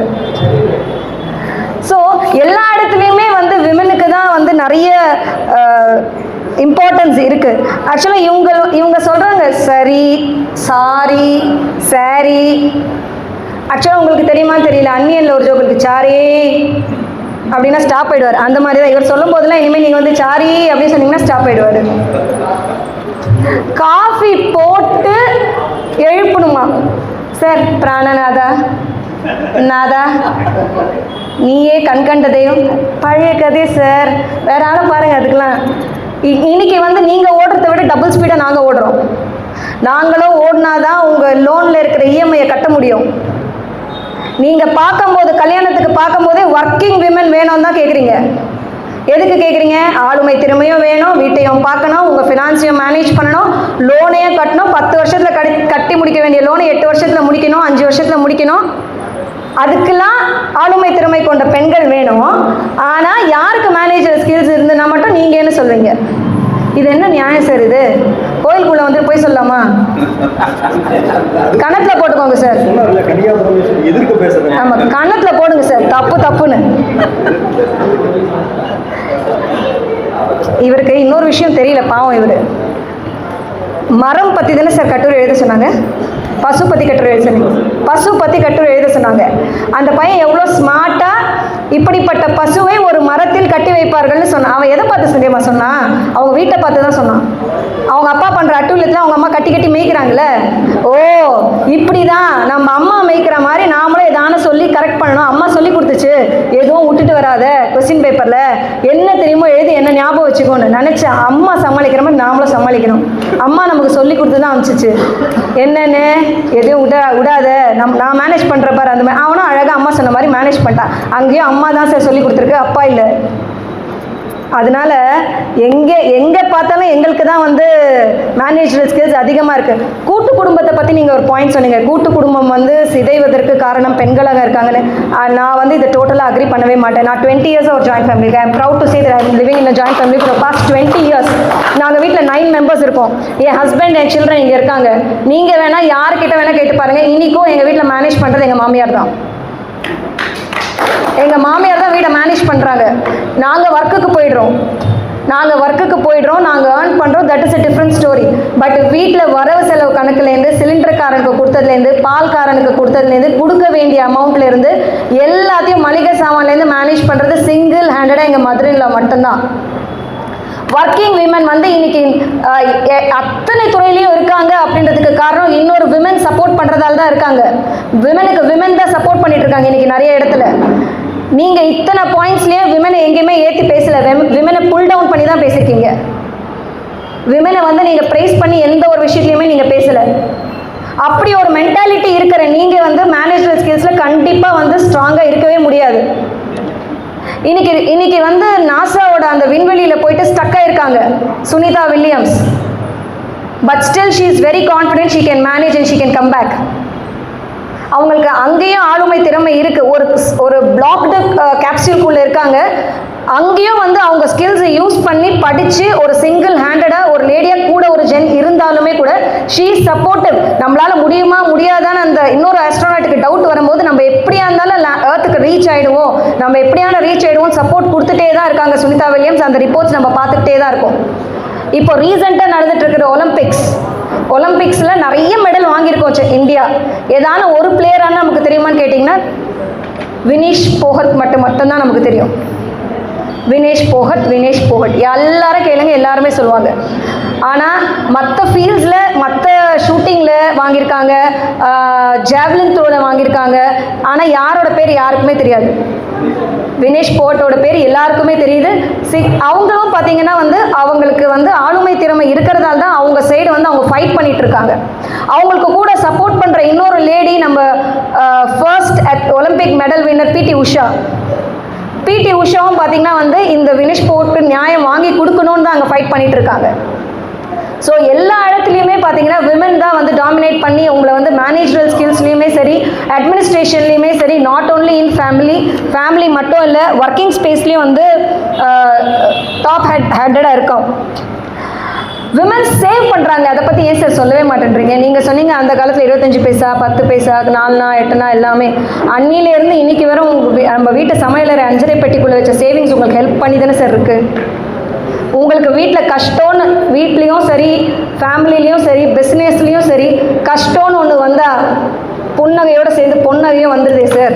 இல்லைம்மா, என்ன சொல்கிறாங்கன்னா உங்கள் வீட்டில் செலவு தான் நீங்கள் பண்ணுறீங்க, எங்கள் வீட்டில் சைடில் ஏதாவது கேட்டால் நீங்கள் தரமாட்டீங்க. அப்படியெல்லாம் இல்லை சார். எல்லா செலவும் ஒரே செலவு தான் சார். உங்கள் வீடு எங்கள் வீடுன்னு பிரித்து பார்க்காதான் சார் நாங்கள் ஜாயின்ட் ஃபேமிலியில் இருக்கோம். அவங்க தான் சார் உங்கள் வீடு எங்க வீடுன்னு பாக்குறாங்க. நாங்க எங்க வீடு உங்க வீடுல அன்னிமே மன இல்லுதான் சார். அது என்ன சார் உங்க வீடு எங்க வீடுன்னு அந்த வேர்டே எங்களுக்கு தெரியாது சார். என்ன லாங்குவேஜ் சார் அது உங்க வீடு எங்க வீடுன்னா? அப்படி நாங்க பேசுறது இல்லை சார். நாங்க எல்லாம் நம்ம மன இல்லுதான் சார்.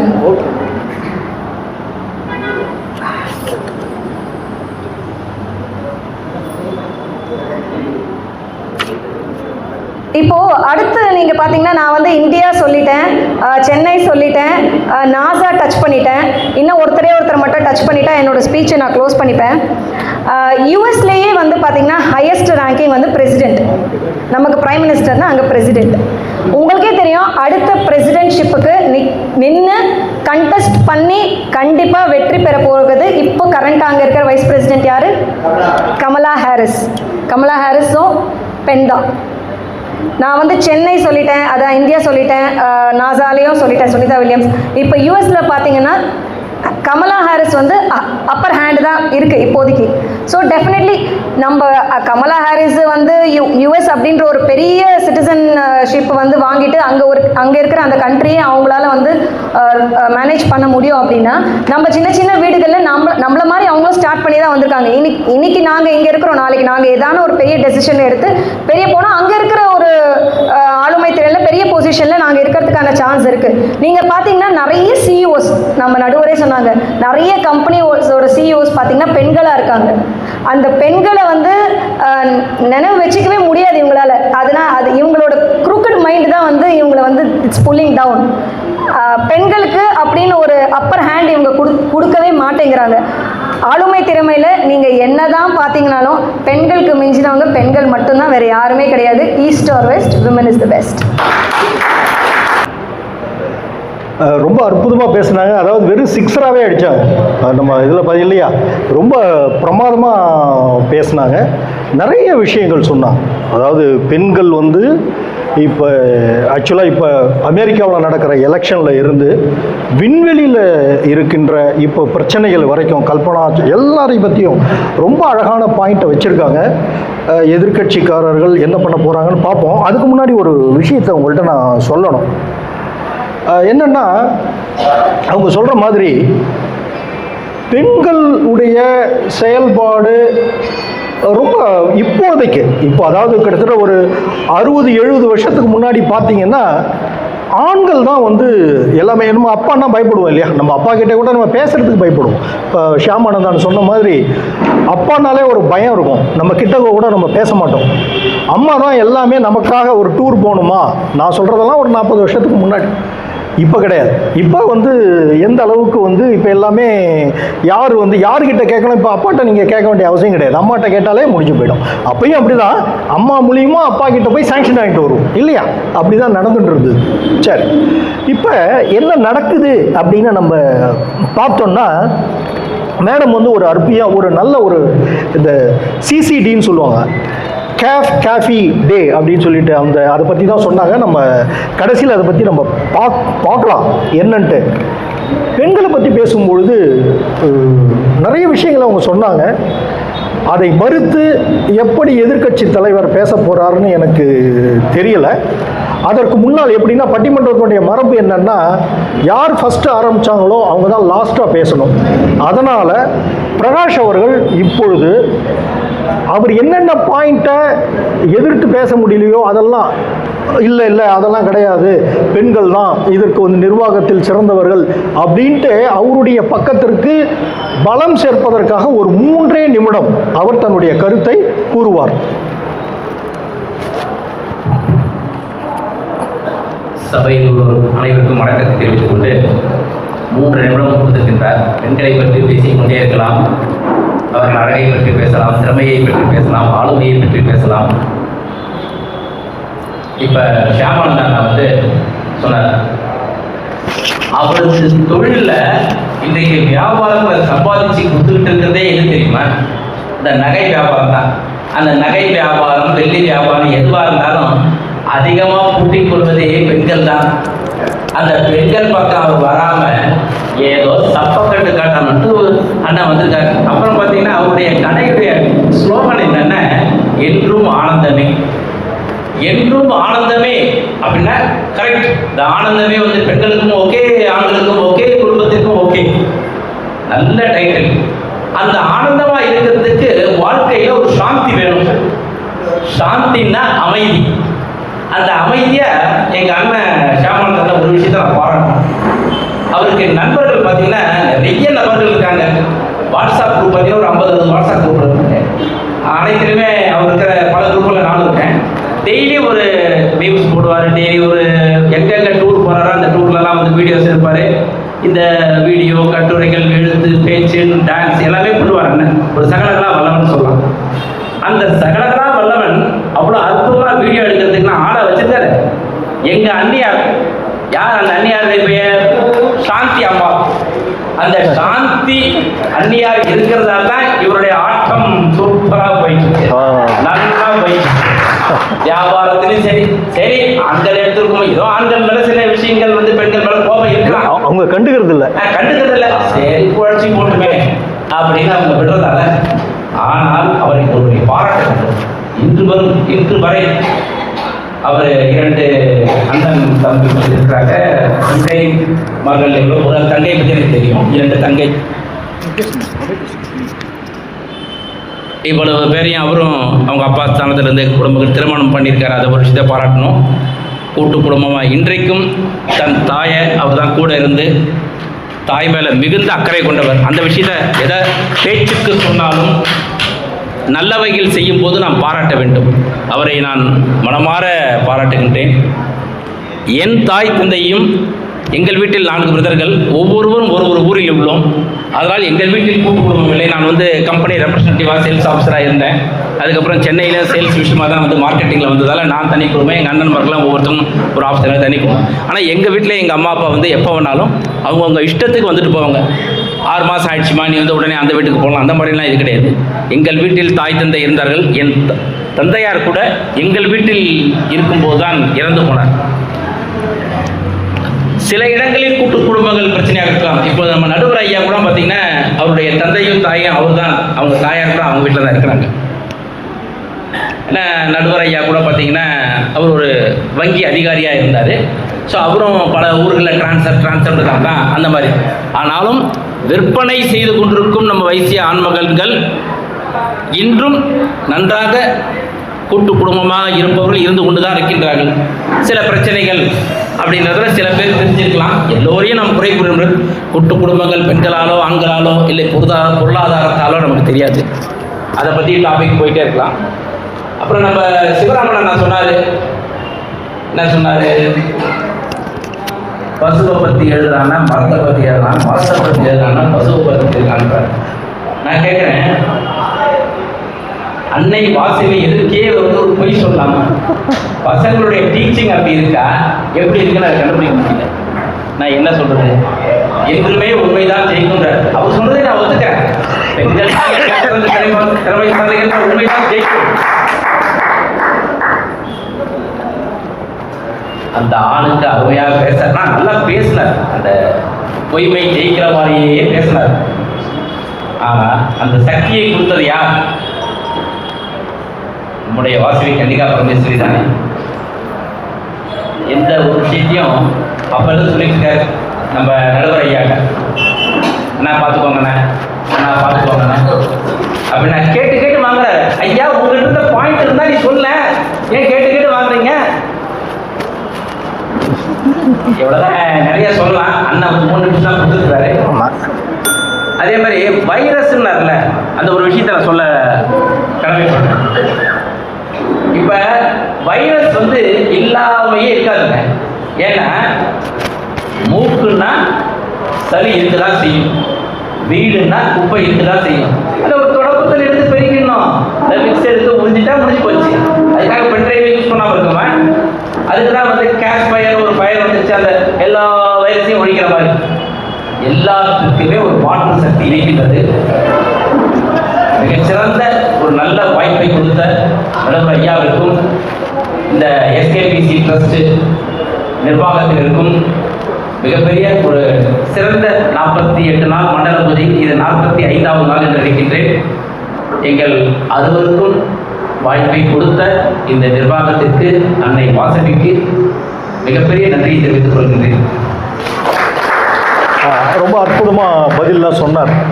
அதாவது அவர்கள் பேசிய வார்த்தைகளுக்கு, அந்த விவாதத்திற்கு ஒரு அருமையான பாயிண்ட் எல்லாம் கொடுத்துருக்காரு.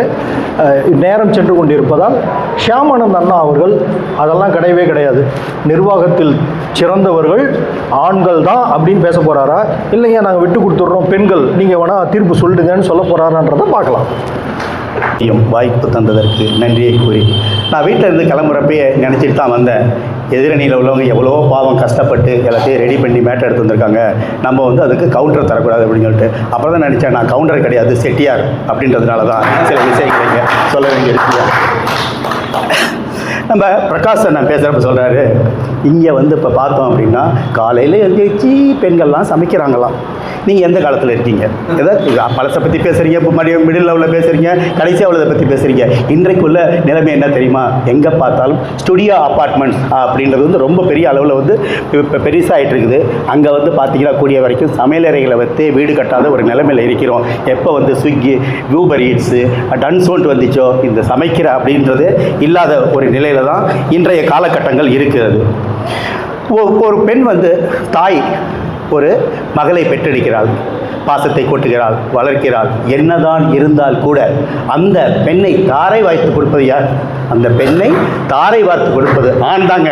ஏனென்றால் அந்த ஆண் தாரை வார்த்து கொடுப்பதால் அவனுக்கு முன்னாடி உள்ள 10 தலைமுறை, அந்த தலைமுறை, அதற்கு பின்னால் உள்ள 10 தலைமுறைக்கும் அவன் நன்மையை தேடி தருவதால் ஆண்கள் தாங்க நிர்வாகத்தில் சிறந்தவர் சொல்கிறாங்க. இவ்வளவு சொல்கிறோமேங்க, நம்முடைய தாய் தந்தவர்களோ வீட்டில் யாராவது இறந்துட்டா கொல்லி வைக்கிறது யார்? ஒரு ஆண் தானே தவிர பெண் என்பது இல்லை. இப்போ என்ன 1-2 இருந்தால் கூட, ஆனால் நம்ம சில தர்மங்கள், சில நியாயங்கள், சில அதிகாரங்கள், சில நிர்வாகங்கள் எல்லாத்தையும் பார்க்குறப்ப ஆண்கள் தாங்க உண்மையிலேயே நிர்வாகத்தில் சிறந்தவங்க அப்படின்னு சொல்லிக்கிட்டு அம்மா சொன்னாங்க. நேற்று சொன்னாங்க, அவங்கள வந்து அக்காண்டு கூப்பிடக்கூடாது, அக்காண்டு கூப்பிடக்கூடாது.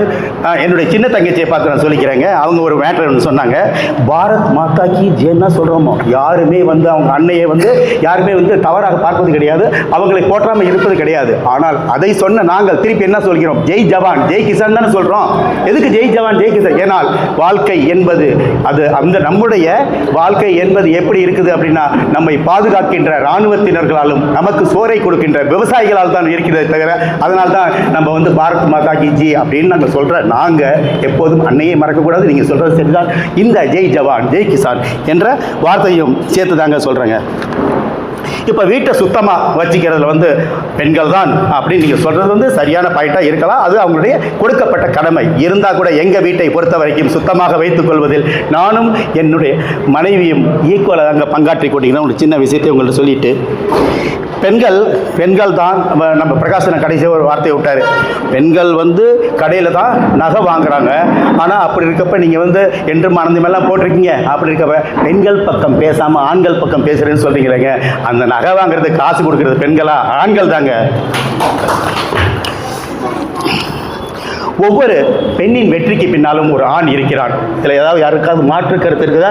ஒவ்வொரு பெண்ணின் வெற்றிக்கு பின்னாலும் ஒரு ஆண் இருக்கிறான். ஆனால் சில பேரோட மைண்டு வாய்ஸ் கேட்குது, அப்படியே மாற்றி சொல்கிறேனே அப்படின்னு சொல்லிட்டு உங்களுக்கெல்லாம் இருக்கலாம். இருந்தால் கூட எதுக்காக நான் இதை சொல்ல வரேன்னா, நம்ம எல்லாம் பார்த்தோம்னா காலத்துக்கு தகுந்த மாதிரி நம்மளுடைய விஷயங்களை எல்லாமே சௌகரியங்களை மாற்றிக்கொள்கிறோம். காலத்துக்கு தகுந்த மாதிரி நம்முடைய சௌகரியங்களை மாற்றிக்கொள்கிறாங்க. அதை வந்து சௌகரிய சாஸ்திரம் அப்படின்னு சொல்கிறோம். 100 வருடத்துக்கு முன்னாடி உள்ள கல்யாணங்கள் பார்த்தோம் அப்படின்னா 1 மாதம் நடந்தது. ஊர்லேருந்து சொந்தங்கள், அந்த சொந்தம் இந்த சொந்தம், அதாவது தூரத்து சொந்தம், 400 கிலோமீட்டருக்கு அந்தாண்ட ஒரு தூர சொந்தம், எல்லாமே கூட வந்து அந்த 1 மாதம் கல்யாணமாக இருந்தது. அது 50 வருடங்களுக்கு முன்னாடி அது 15 நாட்களாக சுருங்கியது. அப்புறம் அந்த 25 வருடத்துக்கு முன்னாடி அது பார்த்தோம் அப்படின்னா 1 வாரமாக மாறிச்சு. 12.5 வருடத்துக்கு முன்னாடி அது 3 நாட்களாக மாற 6.25 வருடங்களுக்கு முன்னாடி பார்க்கும்போது இது 2 நாளாக 3.25 வருடத்துக்கு முன்னாடி அது 1 நாளாகி 1 வீசம் வருடங்களுக்கு முன்னால் பார்த்தோம் அப்படின்னா காலையில் கல்யாணம்ன்றாங்க, நைட்டில் ரிசப்ஷன், ஈவினிங் ரிசப்ஷன் அப்படின்னு நிலைக்கு மாறி. ஆனால் இன்றைய காலகட்டங்களில் அம்மா நான் எனக்கு கல்யாணம் பண்ணிட்டேம்மா அப்படின்ட்டு சொல்கிற அளவுக்கு இன்றைக்கி மாறி இருக்கிறது. இதையெல்லாம் ஒரு பெண்ணுக்கு வேணா இருக்கலாம். ஆனால் நம்ம வந்து காலத்துக்கு தகுந்த மாதிரி நம்முடைய மனநிலையை மாற்றிக்கொண்டு சரி என்று சொல்கின்ற நிலையில் தான் இருக்கிறோம். அதனால் நிர்வாகம் என்பது ஆண் செய்தாலும் சரி பெண் செய்தாலும் சரி அதில் வந்து உண்மையான ஒரு மதிப்பு கொடுக்கப்படுவது நிர்வாகத்திற்கு சிறந்தவர்கள் யார் என்றால் ஆண்கள் தான். இன்னொரு தடவை ஆணித்தனமாக சொல்லிக்கிட்டு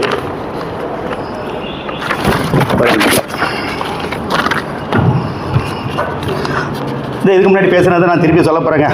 நாம் பேசுகிற மைக்கை வந்து ஆன் தான் பண்ணுறோம், ஆன் பண்ணால் தான் பேச முடியும், பெண் பண்ணால் பேச முடியும். இங்கே என்னுடைய சைட்லன்னு சொன்னாங்க, அதையே நான் திருப்பி சொல்லிட்டு, ஆனால் இந்த மைக்குக்கு வர சவுண்ட் இருக்குது பார்த்தீங்களா, ஆம்பிளிஃபைலேருந்து தான் வருது, பொம்பிளிஃபைலேருந்து வராது. இந்த மைக்குக்கு வர சவுண்டு வந்து ஆம்பிளிஃபைலேருந்து தான் வருமே தவிர பொம்பிளிஃபைலேருந்து வரையாது. கடைக்கு போனால் ஆம்லெட் தான் கேட்குறோம். யாராவது பொம்புலெட்டுன்னு கேட்குறீங்களா? கடைக்கு போனால் ஆம்லெட் கேட்குறீங்க, ஆனால் பொம்புலெட்டுன்னு யாராவது கேட்குறீங்களா? நம்ம சுவிட்சை ஆன் பண்ணதாங்க லைட் எரியுது, பெண் பண்ணால் நிச்சயமாக எந்த லைட்டுமே எரியாதுங்க.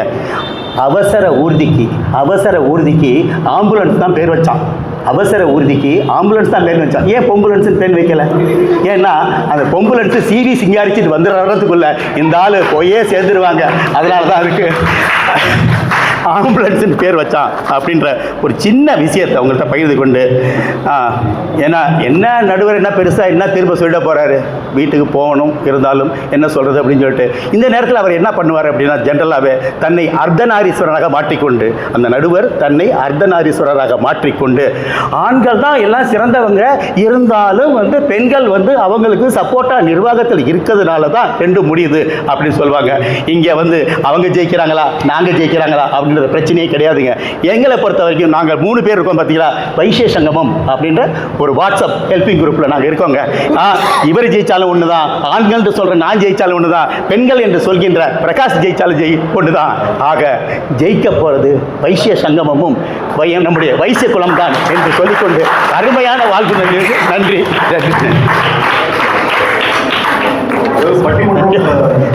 ஆனந்தரிக்க ஆரம்பிச்சுட்டு பார்த்தீங்கன்னா ரொம்ப பிரமாதமாக இவங்க கவுண்டர் கொடுத்தாங்க, அதுக்கப்புறம் இவர் கவுண்டர் கொடுத்தாரு, பிரகாஷ் அண்ணா சொன்னார், ரொம்ப பிரமாதமாக வந்துருக்கு. சரி, இப்போ இவர் சொன்ன மாதிரி என்னுடைய நிலைமை தான் ரொம்ப தர்மசங்கரமாக இருக்குது. எப்படா பதில் சொல்கிறது, தீர்ப்பு சொல்கிறது. ஆனால் இப்போ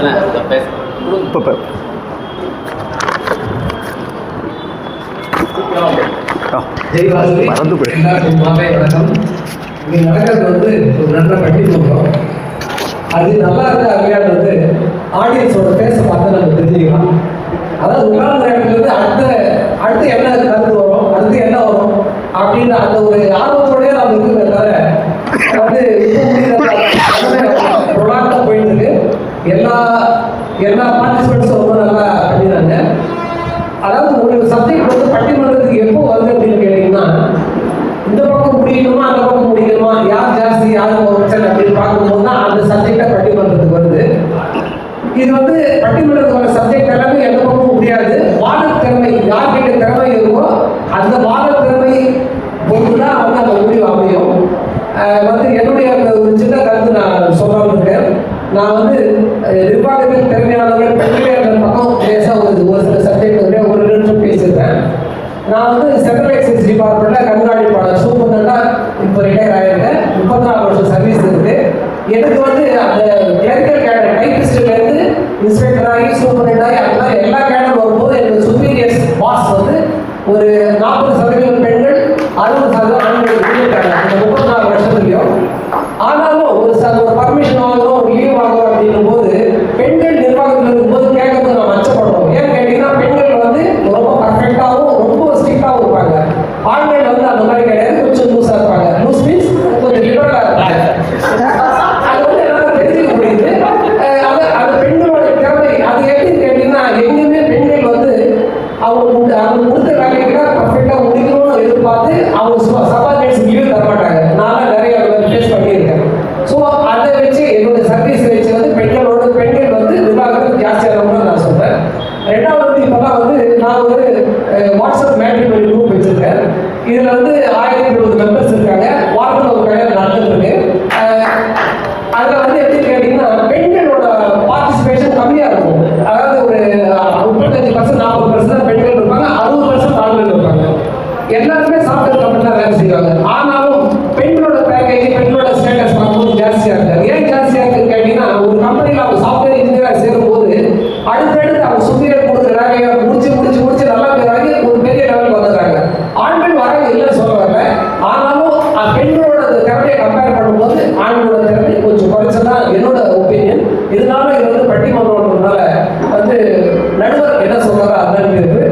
ஒரு சின்ன கமர்ஷியல் பிரேக் மாதிரி நான் ஒரு பிரேக் கொடுக்குறேன். நான் வந்து ஜெயராமன், அம்பத்தூர்ல முன்னாடி இருந்த பருத்திப்பட்டில் இருக்க சர்வீசஸ் டிபார்ட்மெண்ட். நான் வந்து ஒரு 2015 வந்து எனக்கு 9 வருஷ காலமா ஒரு சின்ன சோசியல் சர்வீஸ் பண்ணிட்டு இருக்கேன், ஸ்பிரிச்சுவல் சர்வீஸ். அதனுடைய காரணமாக தான் மாருதி ஆர்வி சர்வீஸ் ஒரு குரூப் வச்சிருக்கேன். எல்லாமே ஃப்ரீ சர்வீஸ் பண்ணிட்டு இருக்கோம். இந்த 9 வருஷ காலத்துல நான் வந்து அனுமன் சன்னிதானத்துல போய் பூஜை பண்ற ஒரு பாக்கியத்தை கிடைச்சிருக்கேன். அனுமன் சாமி பாராயணம் அனுமன் பூஜை பண்ணிட்டு இருக்கேன். நம்ம ஆர்விஐஸ் கேஸ்ட் அதர் கேஸ்ட் சேர்த்து இதுவரை இந்த 9 வருஷ காலத்துல எனக்கு 300 கல்யாணம் நடந்திருக்கு. எல்லா சர்வீஸுமே ஃப்ரீயாக பண்ணிட்டு இருக்கோம். உங்களை யாருக்காச்சும் வந்து இந்த ஜாதகத்தை ஃப்ரீயா ரீச் பண்ண என்ன கான்டாக்ட் பண்ணுங்க. ரெண்டாவது உங்க வீடுகள் அனுமன் சாமி பாராயணமும் பூஜையும் பண்ணணும்னா நான் கான்டாக்ட் பண்ணி எல்லாமே ஃப்ரீ சர்வீஸா பண்ணிட்டு இருக்கோம். எனக்கு இந்த வாய்ப்பு கொடுத்த நடுவர்களுக்கு ரொம்ப நன்றி தெரிவிச்சுக்கிறேன். ஆமாம், ரொம்ப அற்புதமாக தங்களுடைய கருத்துக்களை இங்கே பதிவு செய்திருக்கிறார்கள். இப்போ என்ன ஒரு விஷயம்னா, ஆண்கள் நிர்வாக திறமை மிக்கவர்கள் தான், அதில் எந்த சந்தேகமும் கிடையாது. ஏன்னா இவ்வளவு வருஷம் நம்ம யார் வந்து கோல் வச்சிருந்தாங்க? ஆண்கள் தான். நான் திருப்பி சொல்கிறேன், நம்ம வீட்டில் பார்த்தீங்கன்னா நான் சொல்கிறதெல்லாம் 40 வருஷத்துக்கு முன்னாடி அப்பா தான் குடும்ப தலைவர். அவர் எடுக்கிற டிசிஷன் தான் கடைசி வரைக்கும் இருக்கும். ரொம்ப பயத்தில் நம்ம அப்பா என்ன சொல்கிறாரோ அதையெல்லாம் கேட்போம். கூட்டு குடும்பமும் அதிகமாக இருந்தது. இதில் ஏதாவது மாற்று கருத்து உண்டா? கிடையவே கிடையாது. எப்பொழுது இந்த கூட்டு குடும்பம் அப்படின்றது குறைய ஆரம்பித்தது? தயவுசெய்து நான் சொல்கிறத நீங்கள் தப்பாக எடுத்துக்க வேண்டாம். பெண்கள் கல்வி கற்ற பிறகு அவர்களாகவே, ஏன்னா நான் உண்மையை தான் பேசி ஆகணும், நம்ம ஓப்பனாகவே பேசுவோம், நம்ம தான் இருக்கோம், ஒன்றும் பிரச்சனை இல்லை. ஏன்னா இன்னைக்கு ஜெயராமன் சாருக்கு தெரியும். இப்போ அவர் சொன்னார், ஒரு கல்யாணம் நடக்கணும்னா இன்று ஒரு பெண் சொல்கின்ற கோரிக்கை வைக்கிற கண்டிஷன் என்ன? பிளராய மெட்ராஸில் ஒர்க் செய்வால 50,000 சேலரி உண்டானு சாலோ தனியாக உண்டால் தனி கொடுத்தனும் உண்டவால மேடம் மாதிரி எக்ஸம்ஷன், மேடம் மாதிரி எக்ஸம்ஷன் இருக்கலாம், அதில் வந்து சந்தேகமே கிடையாது. உண்மையிலே அவங்கள பாராட்டுறோம். ஆனால் 98% இப்போது இருக்கின்ற பெண்கள் சொல்றது கரெக்டா இல்லையாம்மா? என்ன கேட்குறாங்க? தனி கொடுத்துன்னு இருக்கணும், அப்பா அம்மா கூட இருக்கக்கூடாது, நாத்தனார் இருக்கக்கூடாது சொல்றாங்களா இல்லையா? அது நிச்சயமாக தவிர்க்கப்பட வேண்டும். ஏன்னா நான் தீர்ப்பு சொல்றதுக்கு முன்னாடியே நான் சொல்லிடுறேன், நம்முடைய பலமே என்னன்னா நம்முடைய தாய் தந்தையர் தான். அதை வருகின்ற மருமகள் என்ன செய்யணும்? அம்மா அப்பா, நம்முடைய மாமனார் மாமியாரை, மருமகள் தான் அவங்களுக்கு பேரு, தன்னுடைய அம்மா அப்பாவாக கருத வேண்டும் அப்படின்றத நான் தீர்ப்பு சொல்வதற்கு முன்னால் இங்கே பதிவு செய்ய விரும்புகிறேன். ஏன்னா அது உண்மை, யாரும் அதை மறுக்க முடியாது. நம்ம வந்து பெண்களை வந்து நம்ம வந்து தரம் தாழ்ந்தோ இல்லது இல்லாததையோ நாம் பேசவில்லை. அதை யார் செய்யணும்னா நம்முடைய பெற்றோர்கள் நம்முடைய குழந்தைக்கு சொல்ல வேண்டும்.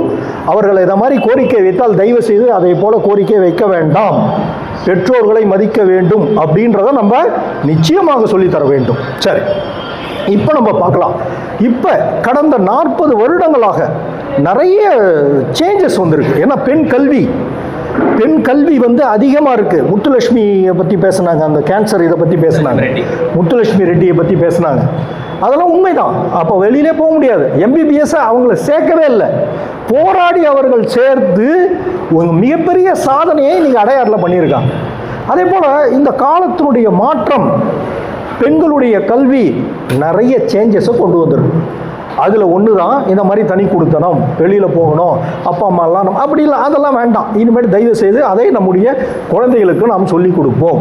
இருந்தாலும் மேடம் சொன்ன மாதிரி நிறைய விஞ்ஞானிகள் இன்றைக்கி பார்த்தீங்கன்னா, அவர் நம்முடைய பிரைம் மினிஸ்டர் வந்து பதவியேற்பு விழாவில் கூட வந்தே பாரத், அதில் யார் வந்து ஒரு லேடி தான் இப்போ ஒரு வந்தே பாரத் ட்ரெயினை கூட இயக்குறாங்க, அவங்கள ஸ்பெஷல் இன்வைட்டியாக கூப்பிட்டு அவர் பாராட்டியிருக்கார். எல்லா டிபார்ட்மெண்ட்லேயும் அவங்க இப்போ வந்து அவங்க நுழையாத டிபார்ட்மெண்ட்டே கிடையாது.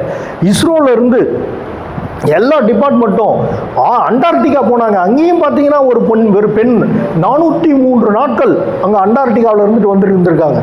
எவ்வளோ பெரிய சாதனை! எல்லாம் மெதுவாக அவர்கள் எல்லா இடத்தையும் பிடித்து கொண்டு வருகிறார்கள், சந்தேகமே கிடையாது. அதில் இன்னொரு முக்கியமான, இப்போ மேடம் சொல்லும்போது ஒரு நல்ல பாயிண்ட் ஒன்று சொன்னாங்க. அதாவது இந்த சிசிடி அப்படின்னு கர்நாடகாவில் ரொம்ப ஃபேமஸான ஒரு காஃபி ஷாப், அது வந்து விஜி சித்தார்த்தா அப்படின்றவர் ஆரம்பித்தார். அவர் யாருன்னா மிகப்பெரிய பணக்காரர், 20,000 ஏக்கர் இருக்கு அவருக்கு.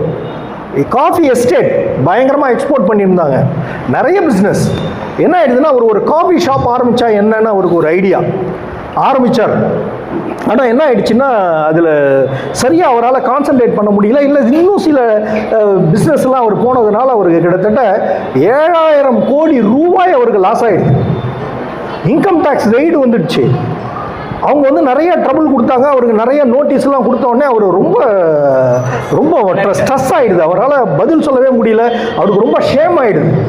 என்ன செய்யறதுனே தெரியாமல் ஒரு நாள் என்ன பண்ணியிருக்கார், காரில் தன்னுடைய டிரைவரை கூப்பிட்டுட்டு ஒரு பெங்களூர்னு நினைக்கிறேன், அந்த பிரிட்ஜுக்கு அந்த பக்கம் அவனை நிற்க சொல்லிட்டு அப்படியே வந்து ஒரு ரிவரில் வந்து அவர் சூசைட் பண்ணிட்டார்.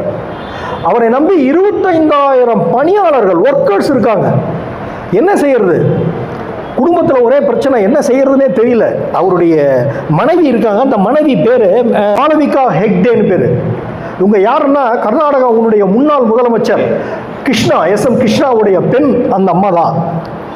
என்ன பண்ணாங்க, சரி பார்த்துக்கலாம் அப்படின்னு அவங்க ஒரு 6 மாதம் டைம் எடுத்துட்டு அந்த கம்பெனியை பிரமாதமாக இப்போ நடத்திட்டு வராங்க. 7,000 கோடி கடனில் இருந்து இன்று கிட்டத்தட்ட 95% கடனை அடைத்து விட்டார்கள்.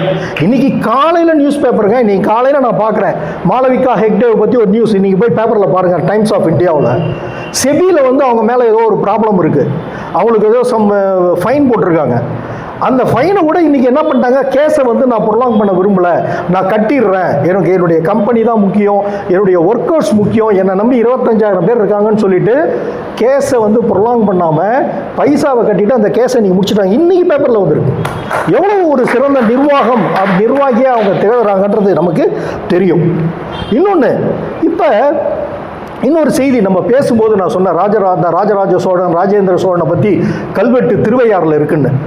அதில் ஒரு செய்தி என்னன்னா, ஒரு நுணுக்கமான செய்தி அந்த கல்வெட்டில் இருக்கு. என்னன்னா, வடமொழியில் அந்த அர்ச்சனை வடமொழி விற்பனர்களுக்கு பார்த்தீங்கன்னா அதிகமான ஒரு ஊதிய தொகை கொடுக்கப்பட்டிருக்கிறது. அதை குந்தவி பிராட்டி பார்க்குறான். அவள் சொல்கிறா, அது மட்டும் இல்லை, நீங்கள் தாராளமாக கொடுங்க, வடமொழியில் அந்த அர்ச்சனை செய்பவர்களுக்கு நீங்கள் கொடுங்க, நாங்கள் வேணான்னு சொல்லலை. ஆனால் தமிழில் பாசுரங்கள் பாருங்கள், அந்த திருப்பாவை, திருவம்பாவை, அப்புறம் அந்த தேவாரம், இவர்கள் பாடுபவர்களுக்கும் நீங்கள் சமமான ஊதியம் தர வேண்டும்னு சொல்லி உத்தரவு வாங்கியிருக்கிறாள். அது அந்த கல்வெட்டிலே பதிவு செய்யப்பட்டிருக்கிறது. எவ்வளோ பெரிய விஷயம் பாருங்கள். ஒரு சம தர்மத்தை நிலைநாட்டுகிற ஒரு நிர்வாக திறமை பெண்களுக்கு உண்டு அப்படின்றது ஒரு சரித்திரபூர்வமாகவும் நமக்கு தெரியுது அந்த காலத்தில் இருந்தே. கடைசியாக ஒரே ஒரு செய்தியை மட்டும் இங்கே நான் பதிவு செய்கிறேன். உங்களுக்கு எல்லாருக்கும் தெரிந்த கதை தான். ஒரு பையன், அவனுக்கு கொஞ்சம் அந்த பிறவிலேயே கொஞ்சம் சரியாக அந்த நிறைய சொல்லுவாங்க இல்லையா, ஒரு சில சரியாக அவனால் படிக்க முடியாது. அவன் என்ன பண்ணுறான், வீட்டில் அவன் ஸ்கூலில் இருந்து அவனை திருத்தி விட்டுறாங்க. இன்னும் உனக்கு சொல்லி தந்தா உனக்கு எதுவுமே புரியல, உன்னால் இனிமேட்டு படித்து நீ வாழ்க்கையில் முன்னுக்கவே வர முடியாது, எங்களால் மாரடிக்க முடியாது, நீ போன்னு ஸ்கூலில் இருந்து டிசி கொடுத்துட்டு ஒரு லெட்டர் எழுதி கொடுக்குறாங்க. இந்த பையனுக்கு கற்றல் திறன் மிகவும் குறைவாக இருக்கிறது, எனவே இந்த பையனை நாங்கள் டிசி கொடுத்துட்டோம், நீங்களே பார்த்துக்கோங்க, இல்லை வேறு எந்த ஸ்கூலில் வேணால் முடிஞ்சால் நீங்கள் சேர்த்துக்கோங்கன்னு அந்த தலைமை ஆசிரியர் ஒரு கடிதம் கொடுத்துட்றார். அந்த கடிதத்தை எடுத்துக்கொண்டு அந்த பையனுக்கு என்னன்னே தெரியல, டீச்சர் என்ன இருக்காங்க கூட தெரியல, அவங்க அம்மாட்ட கொண்டு வந்து கொடுக்குறான். அவங்க அப்பாவுக்கு வந்து ரொம்ப கோபம், நீ என்ன சரியாக படிக்கவே இல்லை போடான்னு சொல்லிட்டு அவனை ரொம்ப அடிக்கிறாரு, திட்டுறாரு. ஆனால் அம்மா அந்த கடிதத்தை வாங்கி படிக்கிறான், அழறா. தன்னுடைய மகனை ஸ்கூல்ல இருந்து அனுப்பிச்சிட்டாங்க வெளியில். சரி என்ன பண்ணலாம், நீ கவலைப்படாதரா கண்ணா, நான் அவன் சொல்கிறான், என்னம்மா லெட்டரில் எழுதியிருக்கேன், என் அப்பா திட்டுறாருன்னு. அதெல்லாம் ஒன்றும் கிடையாதுன்னா, நீ ரொம்ப பிரமாதமாக படிக்கிற, உனக்கு சொல்லித்தர்றதுக்கு எங்களால் முடியாதுன்னு அந்த டீச்சர் சொல்லி அனுப்பிச்சிட்டாங்க, நீ கவலைப்படாத, இனிமேட்டு நம்ம வீட்டில் இருந்தால் நம்ம படிக்கலாம்னு சொல்லிட்டு அந்த தாய் சொல்லி கொடுக்குறாள். அந்த பையன் யார் தெரியுமா? Thomas Alva Edison. 100க்கும் மேற்பட்ட பொருளை கண்டுபிடித்த அந்த தாமஸ் ஆல்வா எடிசன் இன்னைக்கு டியூப் லைட்ல இருந்து என்னமோ நம்ம பார்க்குறோம், ஏதோ லைட்ல இருந்து நம்ம எல்லாம் கண்டுபிடிக்கிறோம் இல்லையா, கண்டுபிடிச்சார் இல்லையா, அதை கொடுத்தது அதனுடைய தாய் தான். ஆக நிர்வாக திறன் என்பது, ஆனால் ஒரு உண்மையை ஒத்துக்கணுங்க, அதாவது எல்லாமே முழுவதுமே நிர்வாகத்திறன் உடையவர்கள் பெண்கள் தான் அப்படின்னு சொல்ல முடியாது. ஆண்கள் நிர்வாக திறமை உடையவர்கள், அந்த நிர்வாக திறமை உடைய ஆண்களையும் நிர்வாகிப்பது பெண்கள் தான் என்று சொல்லி உங்களிடம் இந்த விடை பெறுகிறேன். நன்றி, வணக்கம்.